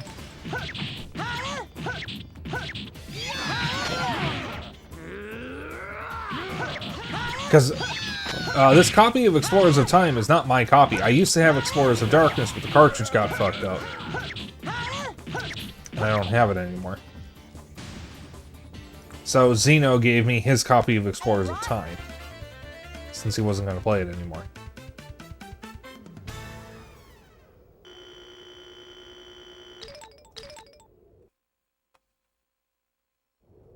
I actually have a boxed copy of Red Rescue Team on my shelf over here.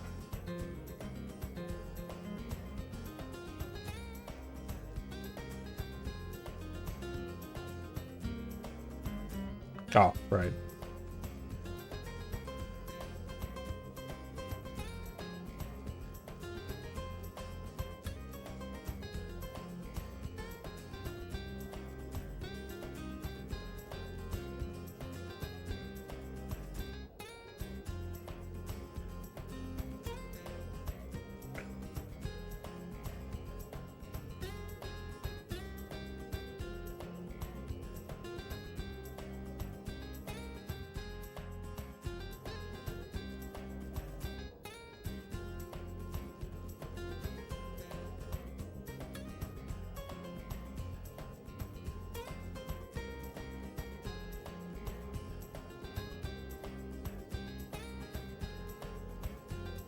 Taco.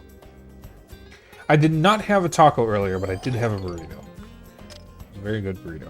It took me multiple attempts to eat the whole thing.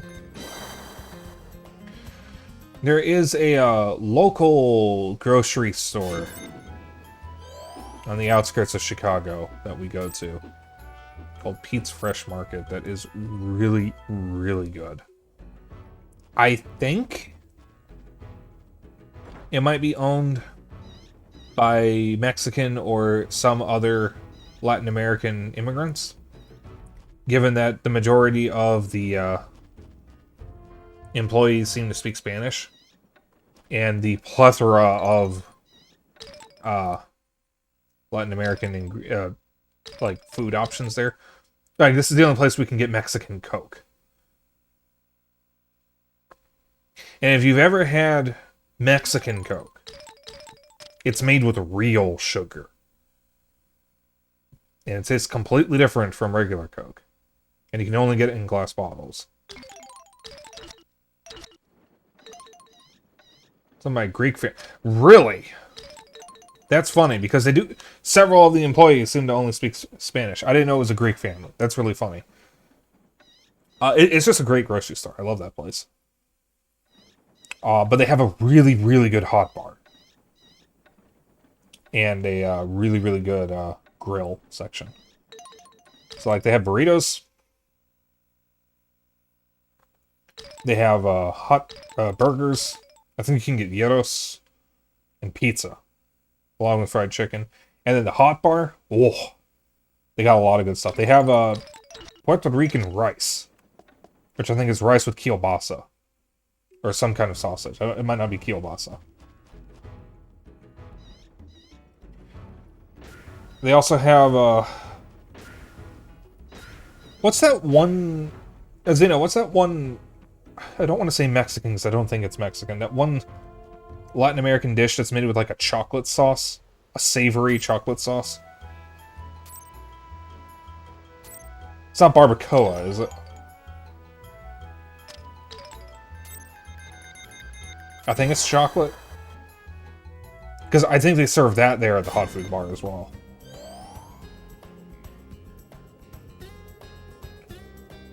I mean, maybe they lean into that because the area that it's in has a lot of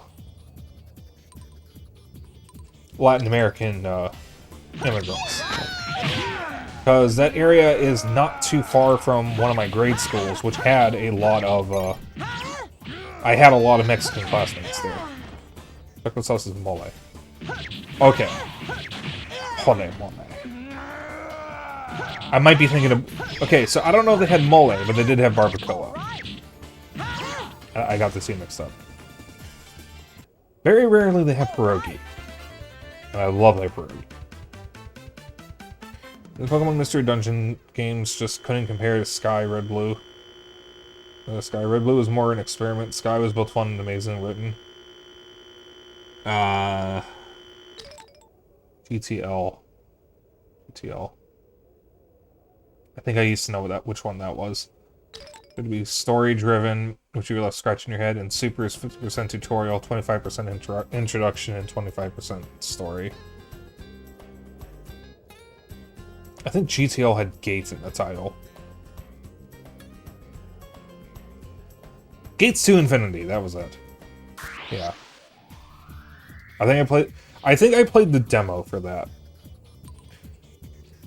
There is a remake of Red and Blue Rescue Team on Switch called Rescue Team DX that combines both games.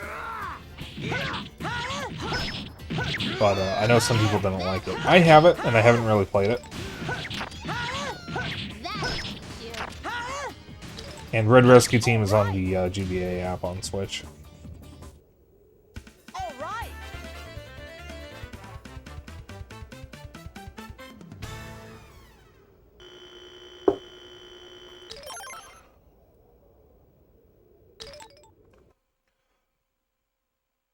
Super also removed jobs and recruitment. When you 100% the game, you've literally done everything.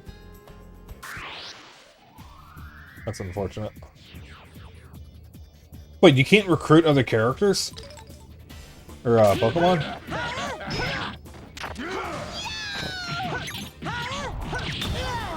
Ow. That was an interesting sound effect for that hit.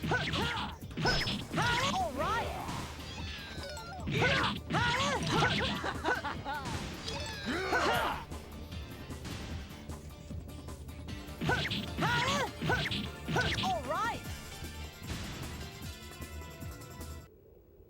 All right.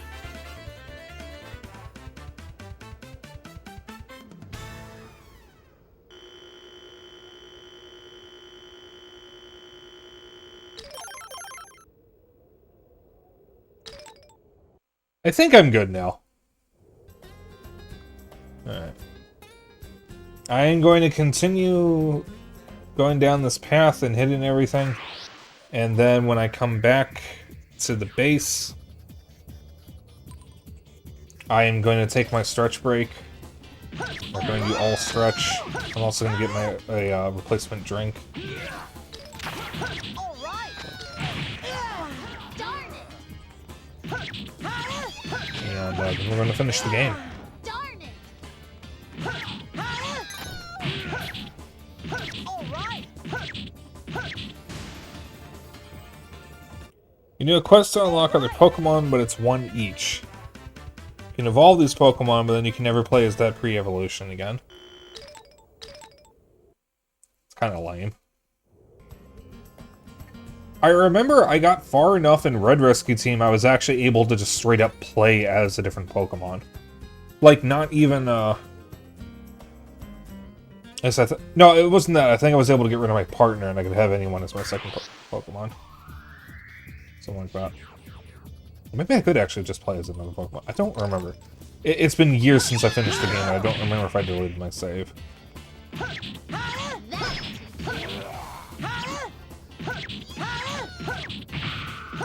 right. All right. I think the early sign that I was a furry was when I played Red Rescue Team and wanted to be a Cyndaquil. Like, in real life.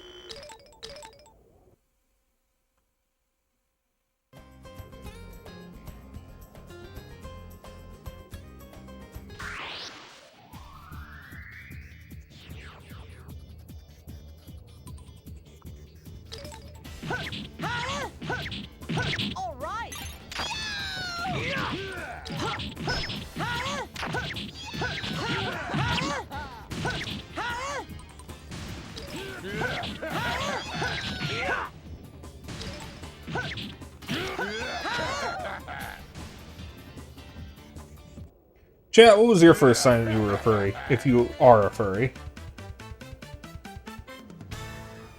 I don't think that was the first sign. It was definitely one of them. Better question, what made you a furry?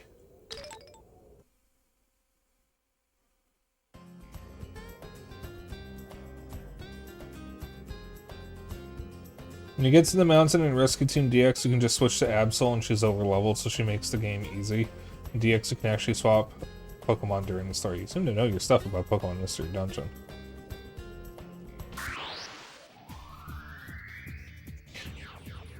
So, to answer my own question of what made me a furry, it's kind of funny because technically I was always a furry, I just didn't know what it was. It's difficult to pinpoint what thing made me identify as what I would later find out is called a furry. Could have been Sly Cooper, could have been Sonic, could have been Spyro. It was probably one of those three. Pokemon Mystery Dungeon certainly contributed, because my original persona was a Blaziken. Because I got cynical, I wanted to be Torchic.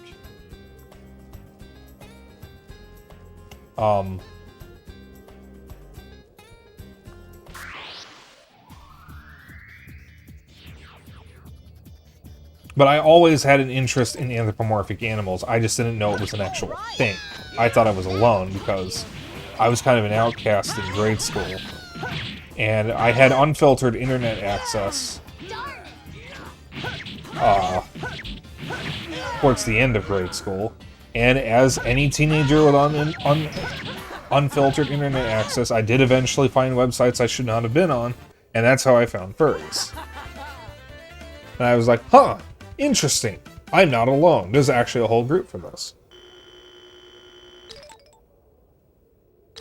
That's how I discovered broader internet culture, like Cyanide and Happiness and Two Kinds and whatnot. And then I just actually started using the internet like a normal person. And eventually developed my persona. Originally I was a Blaziken, then I was a dragon, and now I'm still a dragon. My VTuber self is literally just my persona. Same persona I've had since like 2013, roughly. You're back? Okay. Well, the idea for a fantasy world inhabited by anthropomorphic animals, I later discovered that was called a furry, and people told me they were cringe.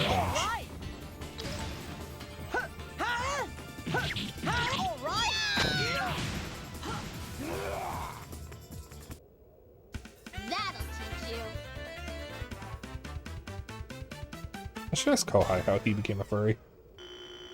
I think he's commented on it before and said he just liked the art.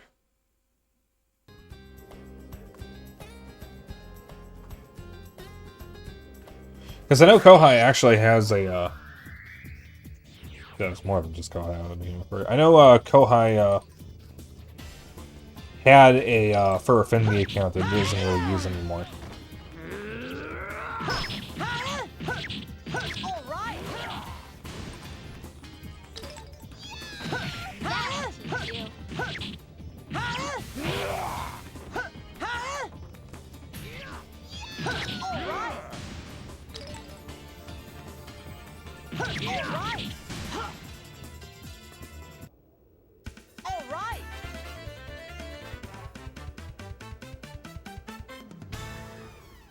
I mean, I have a Fur Affinity account that I don't really use anymore.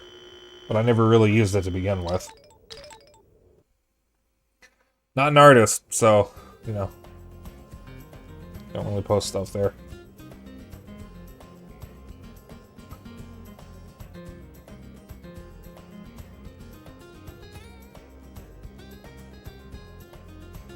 I haven't touched it in a very long time. Been meaning to like update and actually follow artists there, so I have a more permanent way of keeping up with some artists.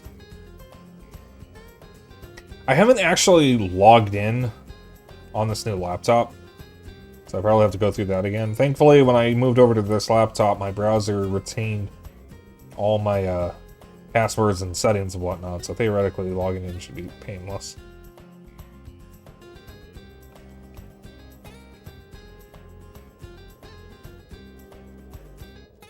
But genuinely don't remember what password I used with for Affinity. Because I made that account in 2014 or something.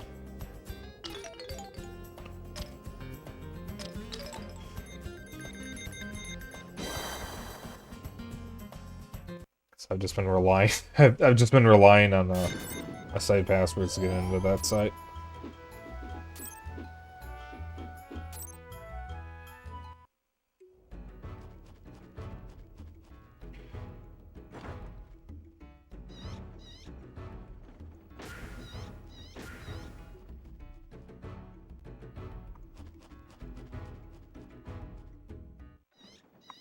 Okay. I am going to save, but not sleep. Fuck.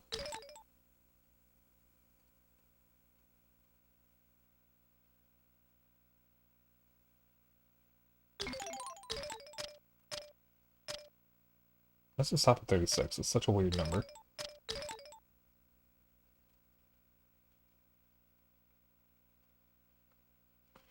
Okay. So, I'm going to go to the intermission screen. I have finished my coffee. I'm going to get a replacement drink and stretch. I recommend you all stretch. We are going to be in this for the rest of the stream. Probably. Maybe. So, see you in a few minutes. Gonna give it roughly 5-ish minutes, maybe. So, yep, stretch. Do whatever you need to do. Go to the bathroom. See ya in a few minutes.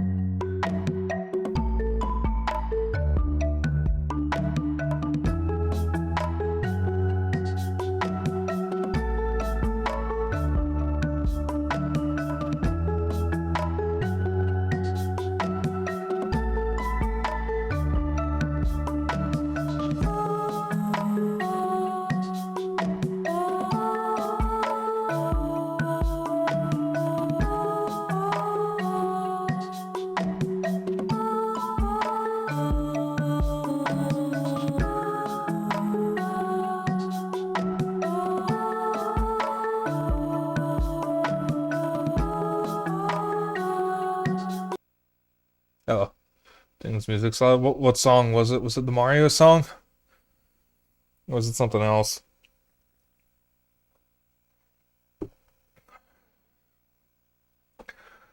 I've done my best to try to minimize how loud the songs get, but unfortunately some of the songs are just loud, and OBS's equalizer fucking sucks.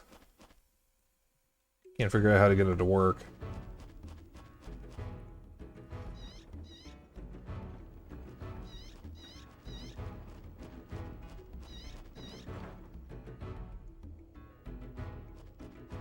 I always thought it was just loud in general.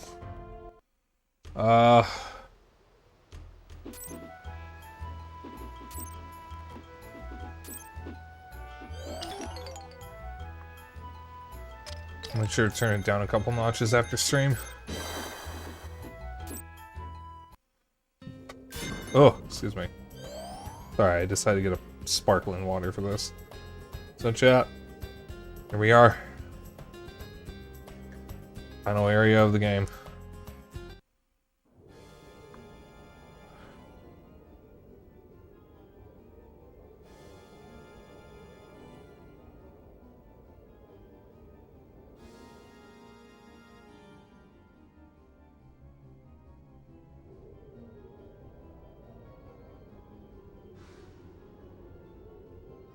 The castle of the gold dragon.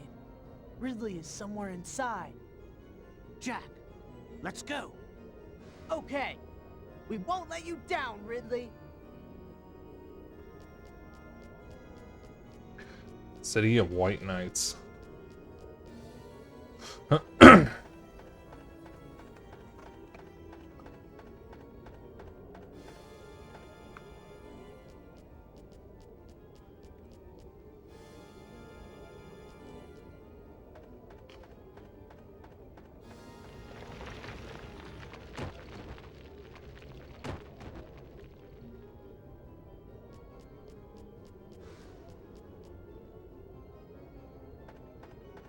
I'm wondering if I should bring up that guide.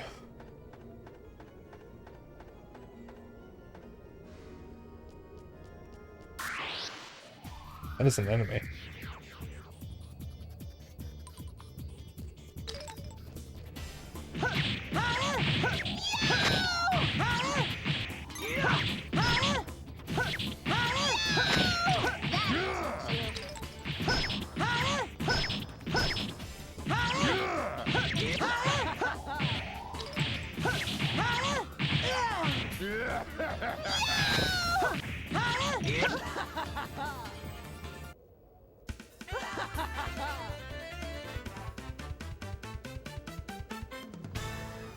So,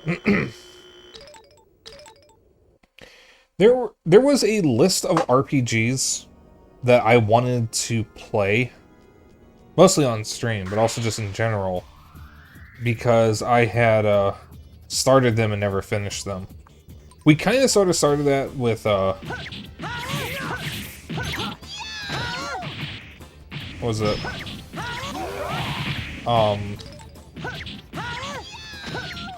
What was it? Skies of Arcadia last year. Because that was something that I started in, a couple times, actually, and never finished. And then it's this, which I started... I tried to beat on 2 different occasions, when I was a kid and when I was an adult, and I didn't finish it either time. And then I have Lunar Silver Star Story Complete for PS1 that I got pretty damn far in, but didn't finish.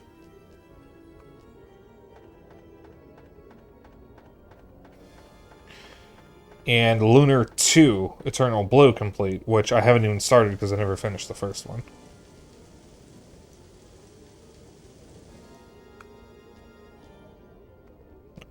There's not even anything here. So, once I finish Radiata Stories, we have Vagrant Story to do. And then I got 2 other RPGs that I want to play. That being said... Oh, shit. I might actually save Lunar 1 and 2 for myself. As much as I want to stream them for you guys, Lunar Silver Star Harmony, which is a remake of Lunar Silver Star Story, is a very important game to me because it was a demo on PSP that I had played a ton of.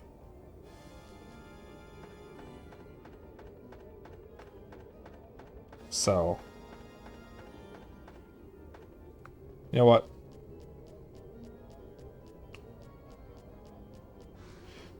I am going to look at that guide. I've decided I don't like this area. Games, maps, guides, PS2, Radiata Stories.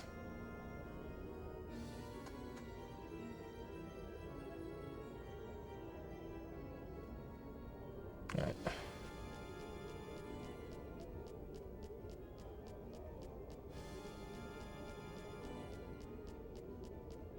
Go back to the beginning.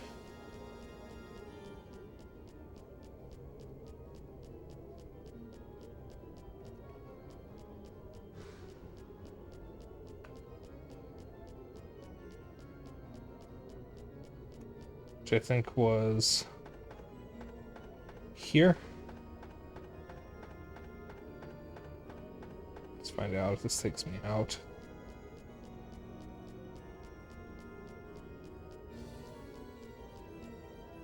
Fucking... Okay, there we go. Whoops! Okay.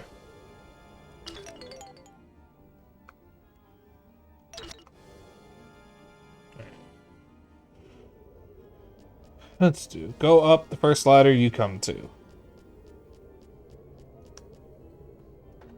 Okay. So, we'll decide after Vagrant Story if I'll actually stream Lunar 1 and 2. My original plan... Go right and take the first ladder down. My original plan was to stream them. I think I might save them for myself. As I was saying earlier. Because,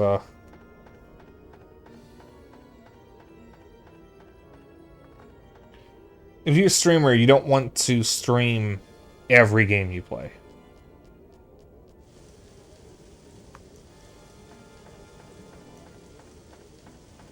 Like, that is my advice to you. It's advice... Oh, dear God, why did you just do that? That's fine. That is my advice to you. That is advice that every streamer will tell you. Save games for yourself. Don't stream everything. Don't make everything content. You will burn yourself out if you do that. And that is a lesson that I need to take to heart. Because I keep pushing myself to stream everything, and it means I never get to play anything. So I have to save games for myself. I have to.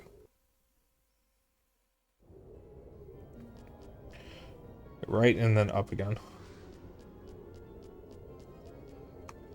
So, I might save the Lunar games for myself.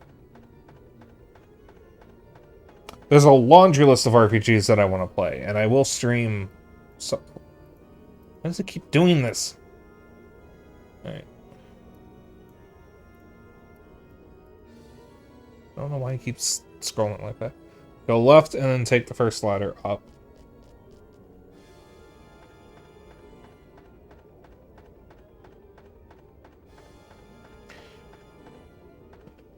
Take the ladder on the right.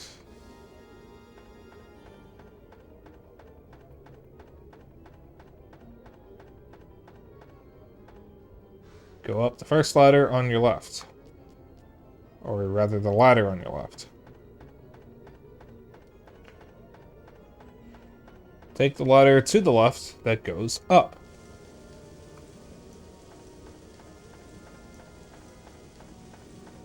Walk to the left until you find a chest with the Tsuchinko dumpling.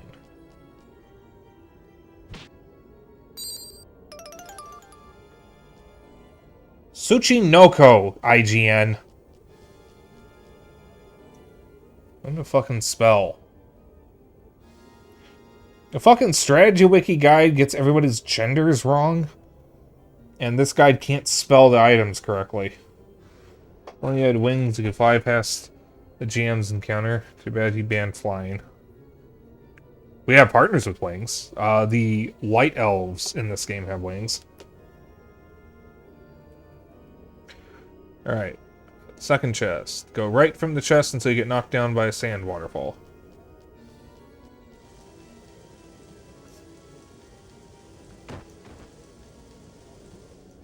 And the right, and take the second ladder up.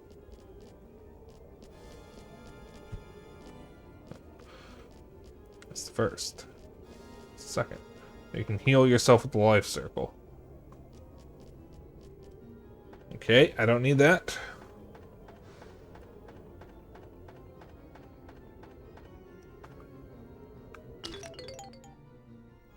Yeah, we're good on health.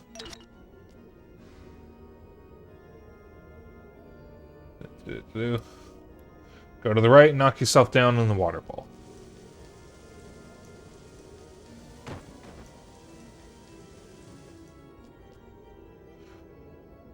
Head right, slowly, so that you don't get knocked down, all the way to the end to find Valvern in a guarded chest.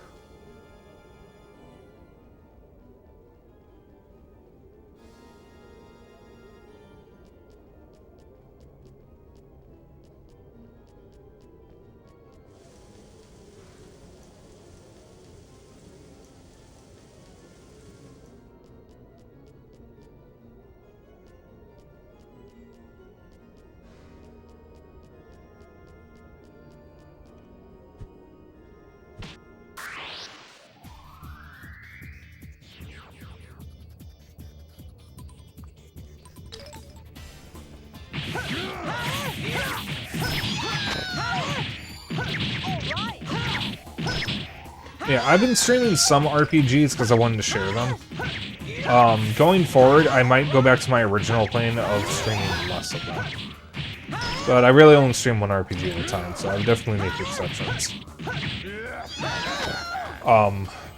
Because after Vagrant Story, I really want to stream Golden Sun and Earthbound. So I'll probably do those. Vagrant Story, I think I can finish before Metroidvania, so I probably can finish that before May. So over the summer, I'll probably stream, Ooh.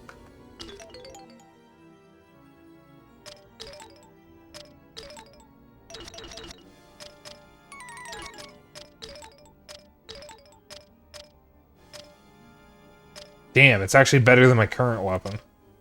Additional death. Yeah, fuck it.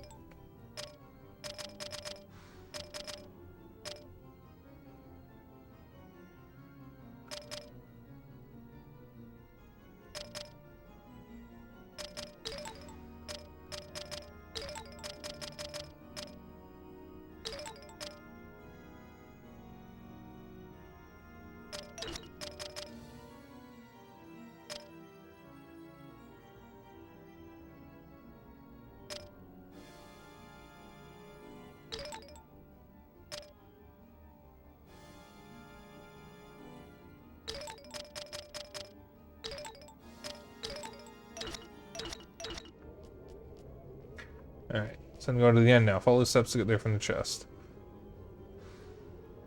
Stop doing that. Alright, do that instead. There, happy. Alright, walk left and take the third ladder up. Upped. Nice fight. 2. Shit.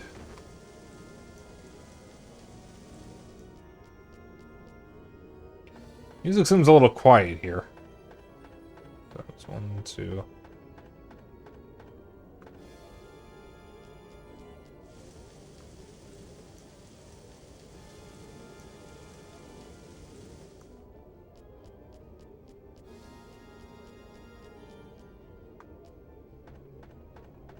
Wait for the waterfall to end, and then take the ladder up to the right.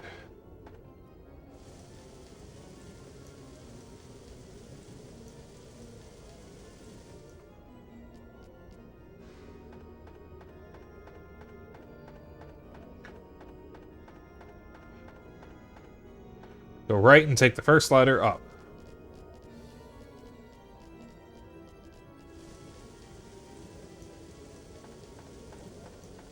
Take the ladder that you can see on the left.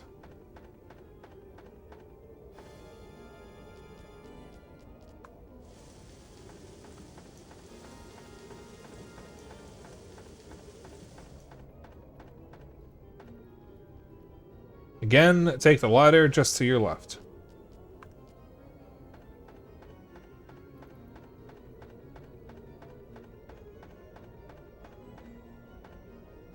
Take the ladder on your right. Go left, pause for the waterfall, and take the first ladder up. Calling it a waterfall, isn't it? Sand is really bothering me. I guess it's the way that everybody understands. Go left, pause for the waterfall, take the first ladder up. Okay.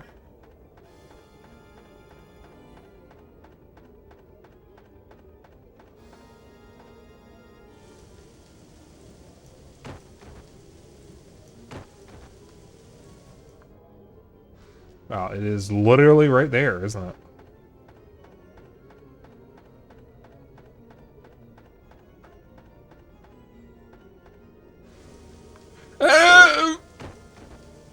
Oh, that's bad.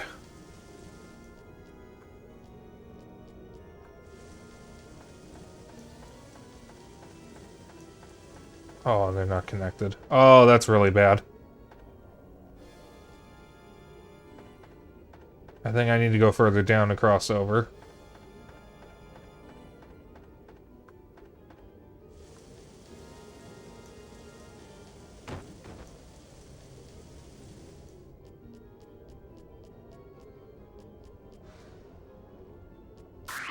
If I can find where the chest is, I can probably make it back.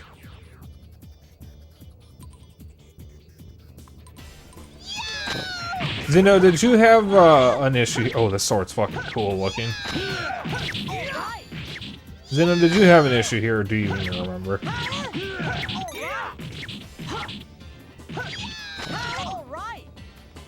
Rip Spike on it. You don't fucking remember.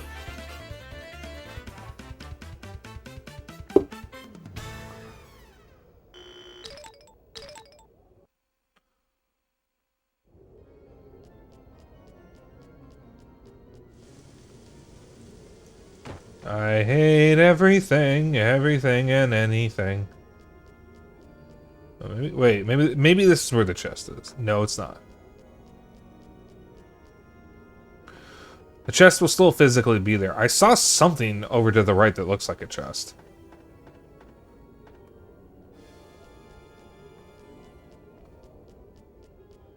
Oh, good, there it is. Okay. Walk left and take the third ladder up. 1.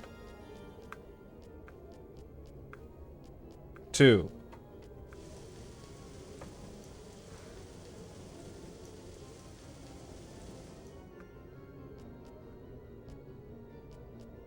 3.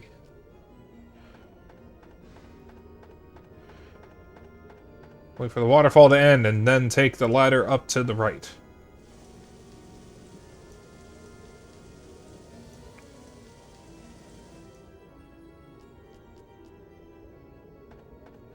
Go right and take the first ladder up.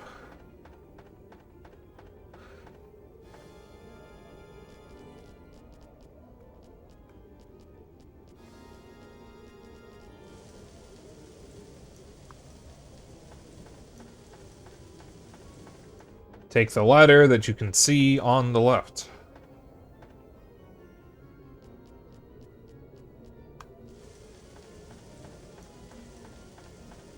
Again, take the ladder just to your left.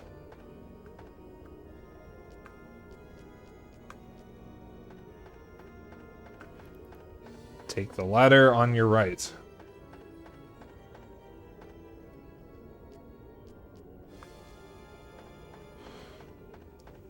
Go left, pause from the waterfall, and then take the first ladder up.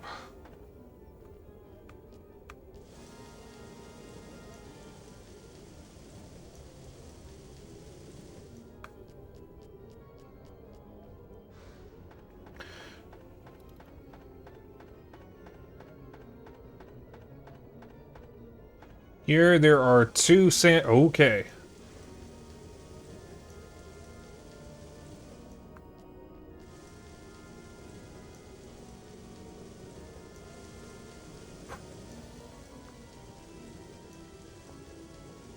Alright.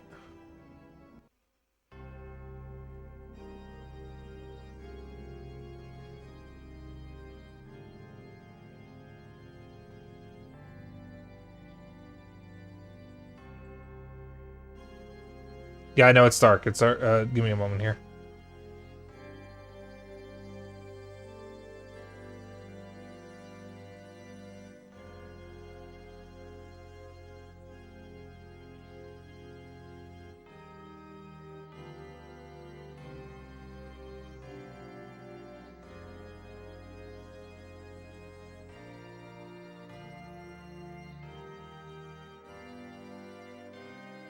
Okay.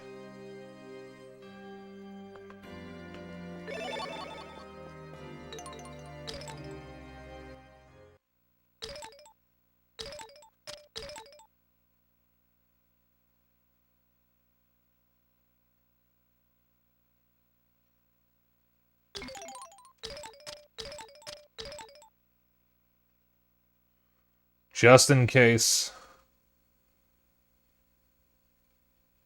I decide to get everything again. Or get everything on this save. You never know.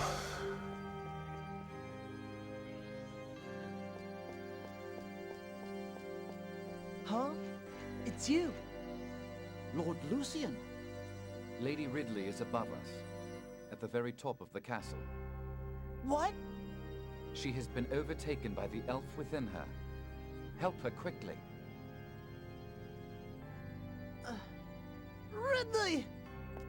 Oh, Jack!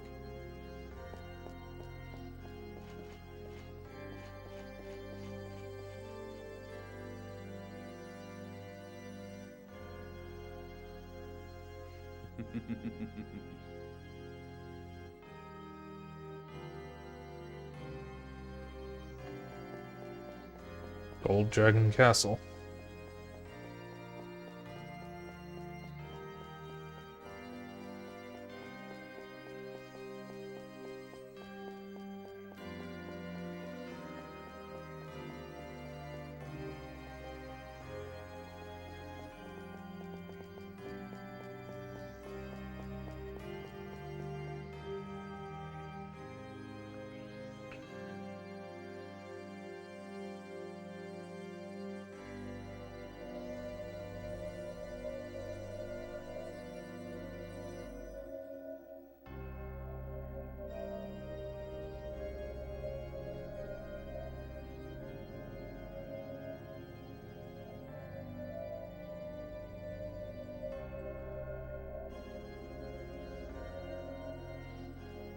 Ridley!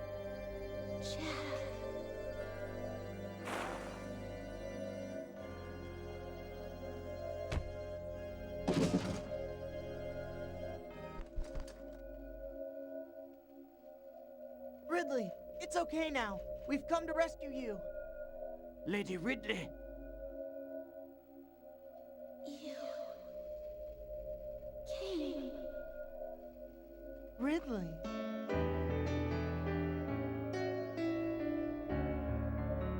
I must thank you, young Jack.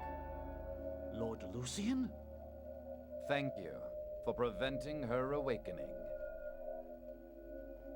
This girl was to serve as the Gold Dragon's vessel, you see.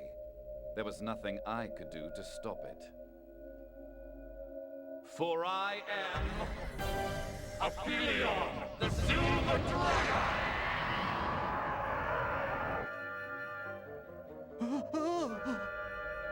Jack, take Lady Ridley and get out of here now!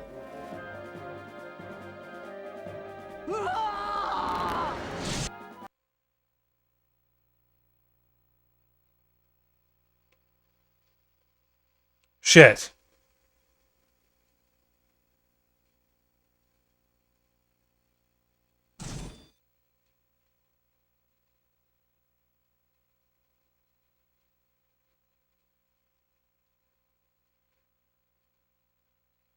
Father!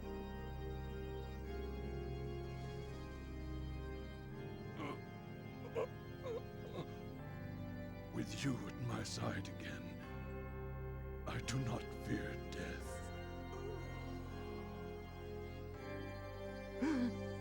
Father! No! No!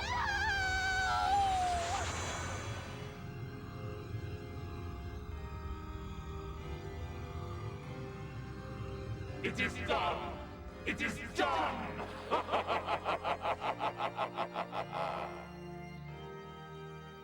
Now I need only destroy the vessel, and I will be free of the abominable sleep forever!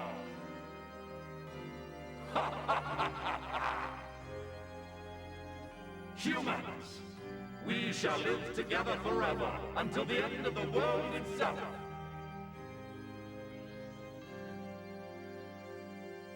Now, give me the vessel! You mean my Ridley?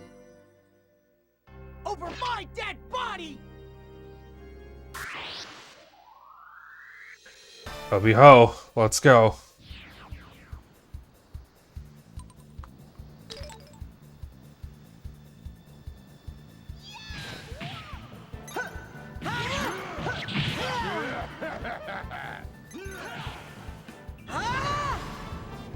Army of Shadows!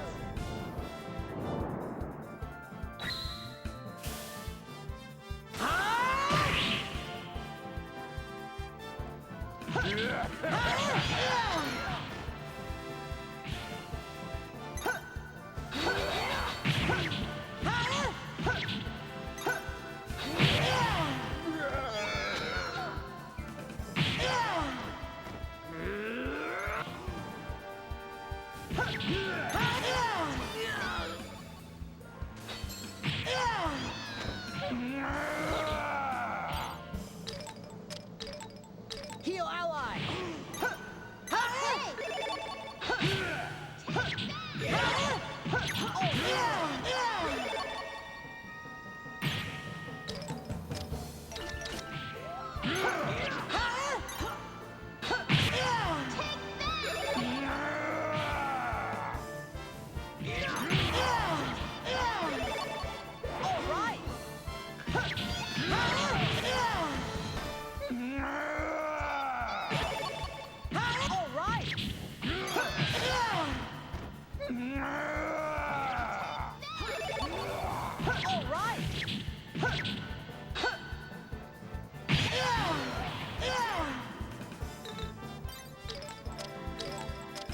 Heal ally!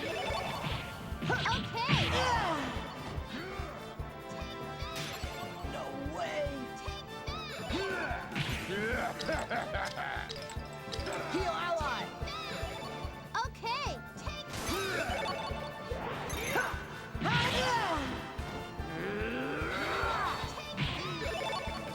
All right!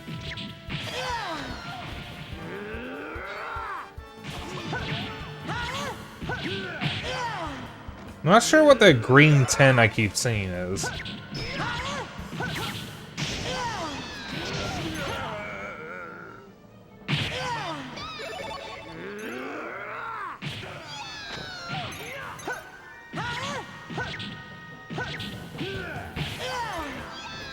Is he healing himself?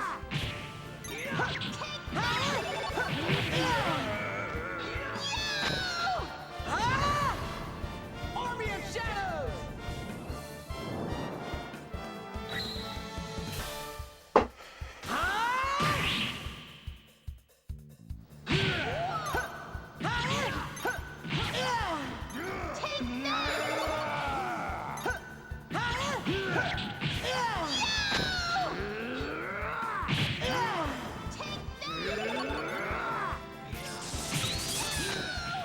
No way! Heal ally!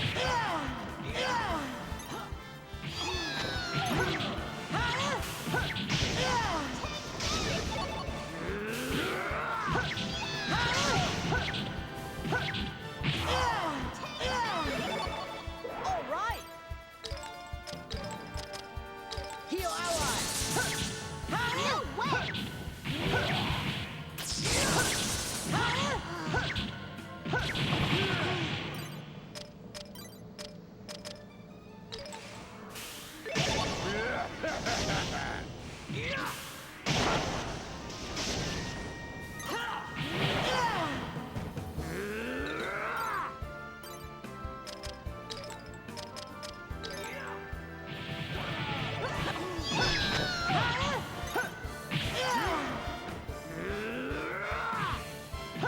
He's not made of shadows. He's just a silver dragon. His wings are just shadowy.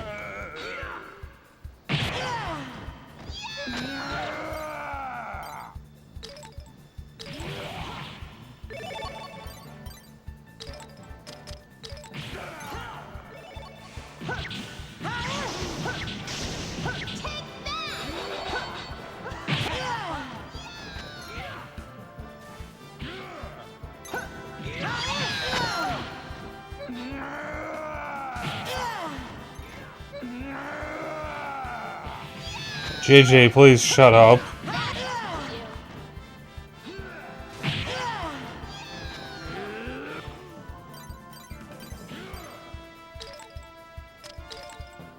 Heal ally!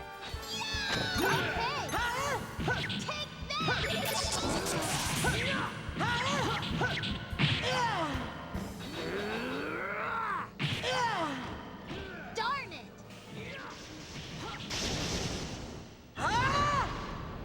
Where's that damn fourth Chaos Emerald?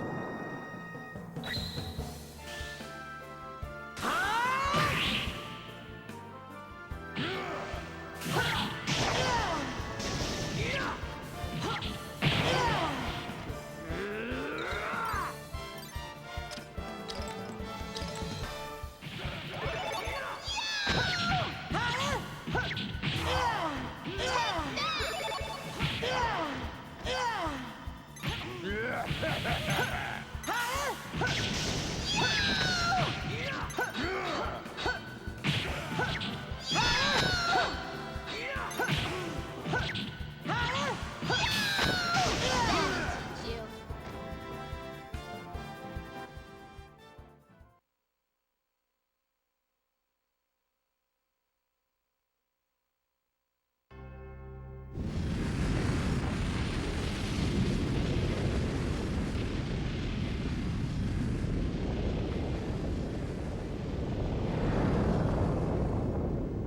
Knockout!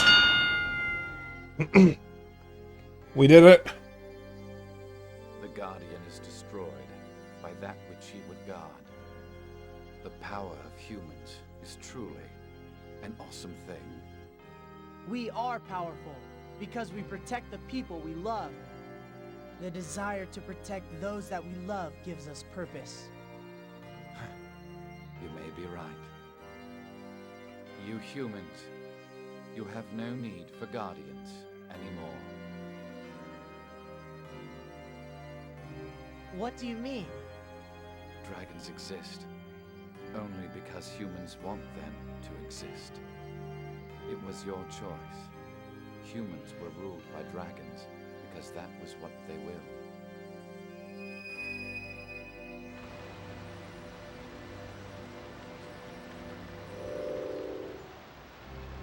Fare thee well. Fragile, transient, loving humans. Fare thee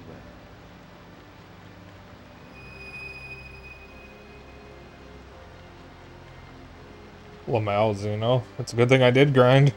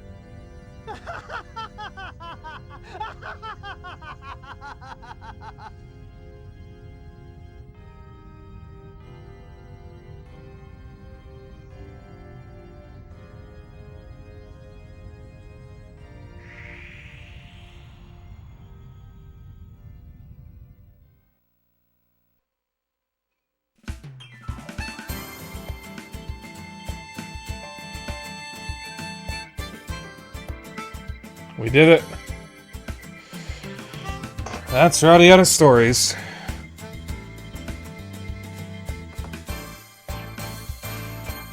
So several of the people who made this game, including the director, I think the lead artist and the writer, ended up making Radiant Historia for DS, which got remade for 3DS as Radiant Historia Perfect Chronology.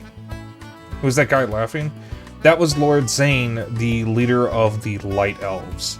He was trying to convince us, or he was trying to get Ridley to go to the end of the world there in order to essentially restart the world and bring back the other dragons. Because this world has a cycle.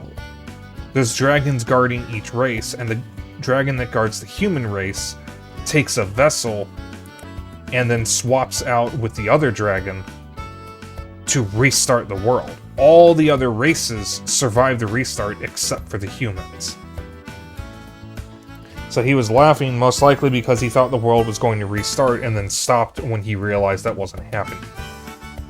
Because despite the fact that we were helping him, he wanted the world to restart in order to bring balance back to it.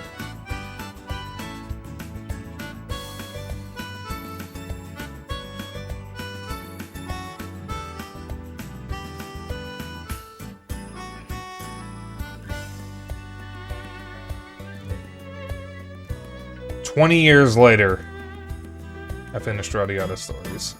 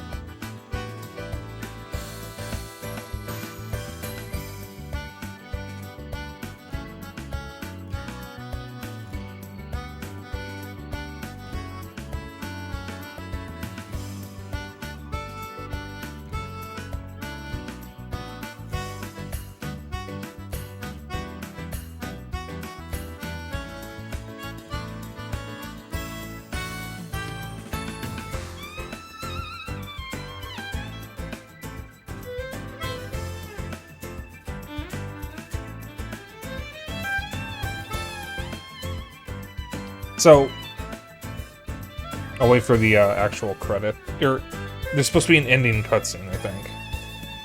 So I'll wait for that before I talk. Or maybe the credits are just still going. This game, really good. Still one of my favorite RPGs of all time. The acting was actually pretty good. Some characters felt a little off, but overall, the characters are just really well acted. The writing is pretty good. It's genuinely funny for the first half. Once you get to the route split, it stops being funny because the game starts being a lot more serious. I don't like a few things. I don't like the way story progression happens. Because it's, based on sleeping. Here we go.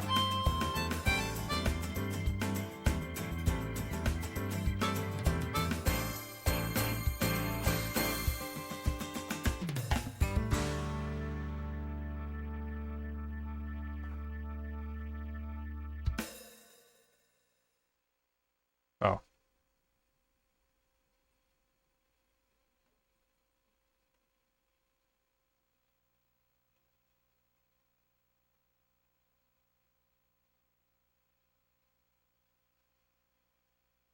Ridley, let's go. Yeah.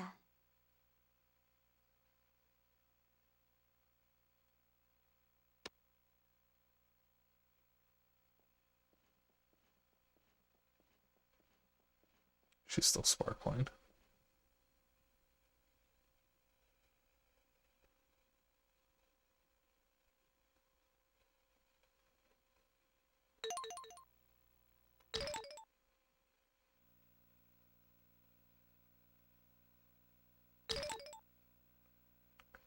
Rip, Vixie.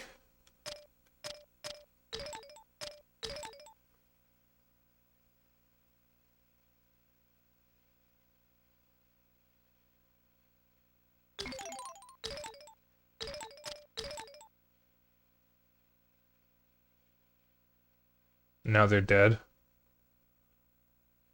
So is Ridley and Jack dead, or is everyone dead? That's one thing I don't get.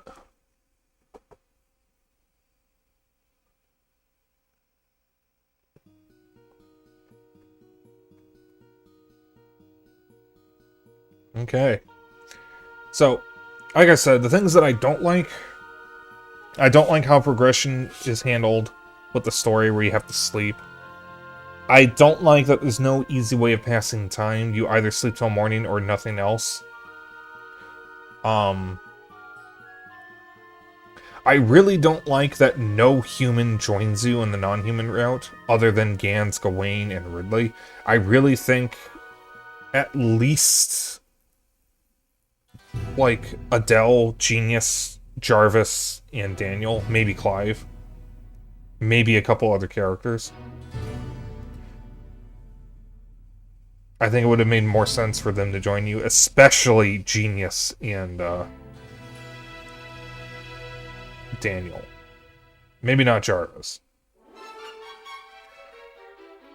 But overall, it is a very, very good game, and I would highly recommend it.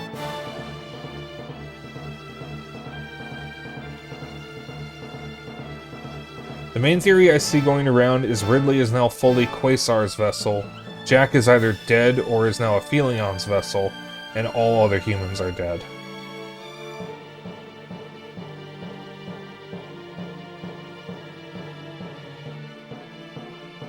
I see.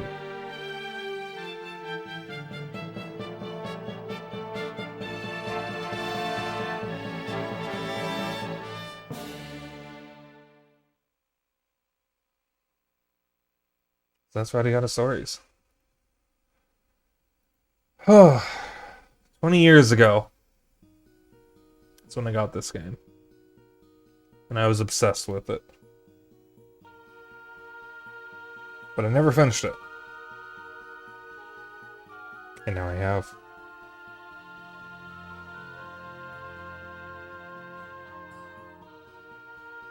I'm very happy that I finally finished this. So, incidentally, we only have 14 minutes left of stream, so we don't even need to go through the extra hour, so I'm actually just going to end here. Since we are, not out of time, but good point to just end, I guess. I set out what I came to do, so let's find someone to raid.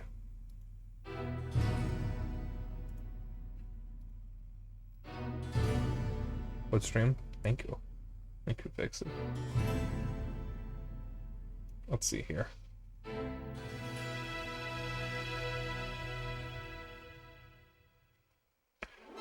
Who is live?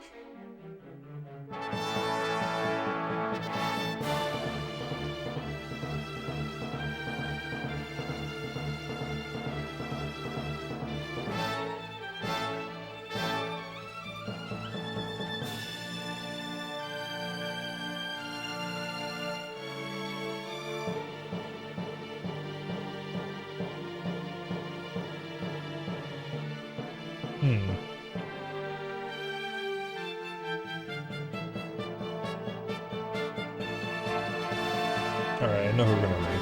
We're gonna raid Keelix Liger, who, incidentally, I'm gonna be streaming with tomorrow. And he just ended.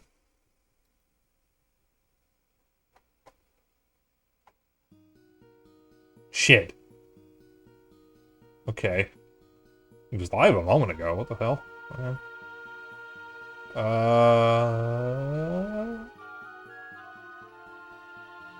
Alright. Then let's raid... He's avoiding me. Let's raid Alina the Lioness. She is doing Lego building, it looks like.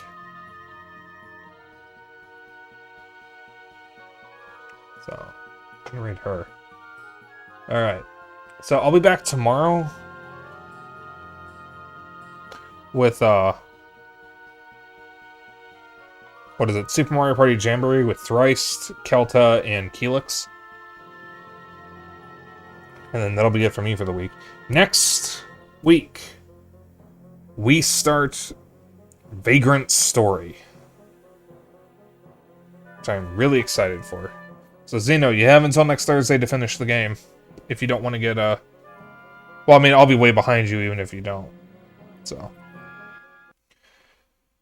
yeah. In the meantime, though, if you want to hang out after stream, I have a Discord. If you want to keep up with my bullshit and other updates, I have a Blue Sky. And if you ever miss a stream, I have a VOD channel on YouTube. I also have a Throne if you want to get me something nice. We will be raiding Alina the Lioness, so if you want to join in on the raid, we have a raid message.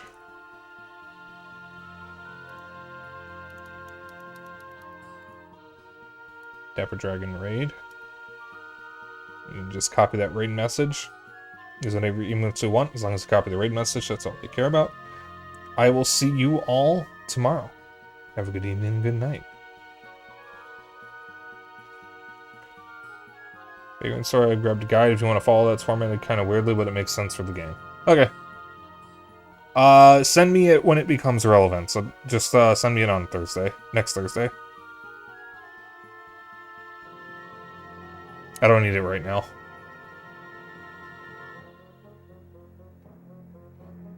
Discord doesn't work? Doesn't? I don't know.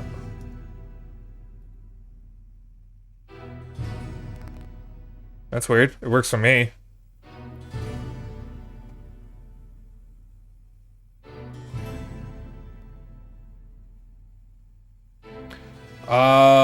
Vixie, you sure it's not working? Because could someone else who's not logged in on the browser try the link and see if it works? Can't access channels or the button to grant access, I think.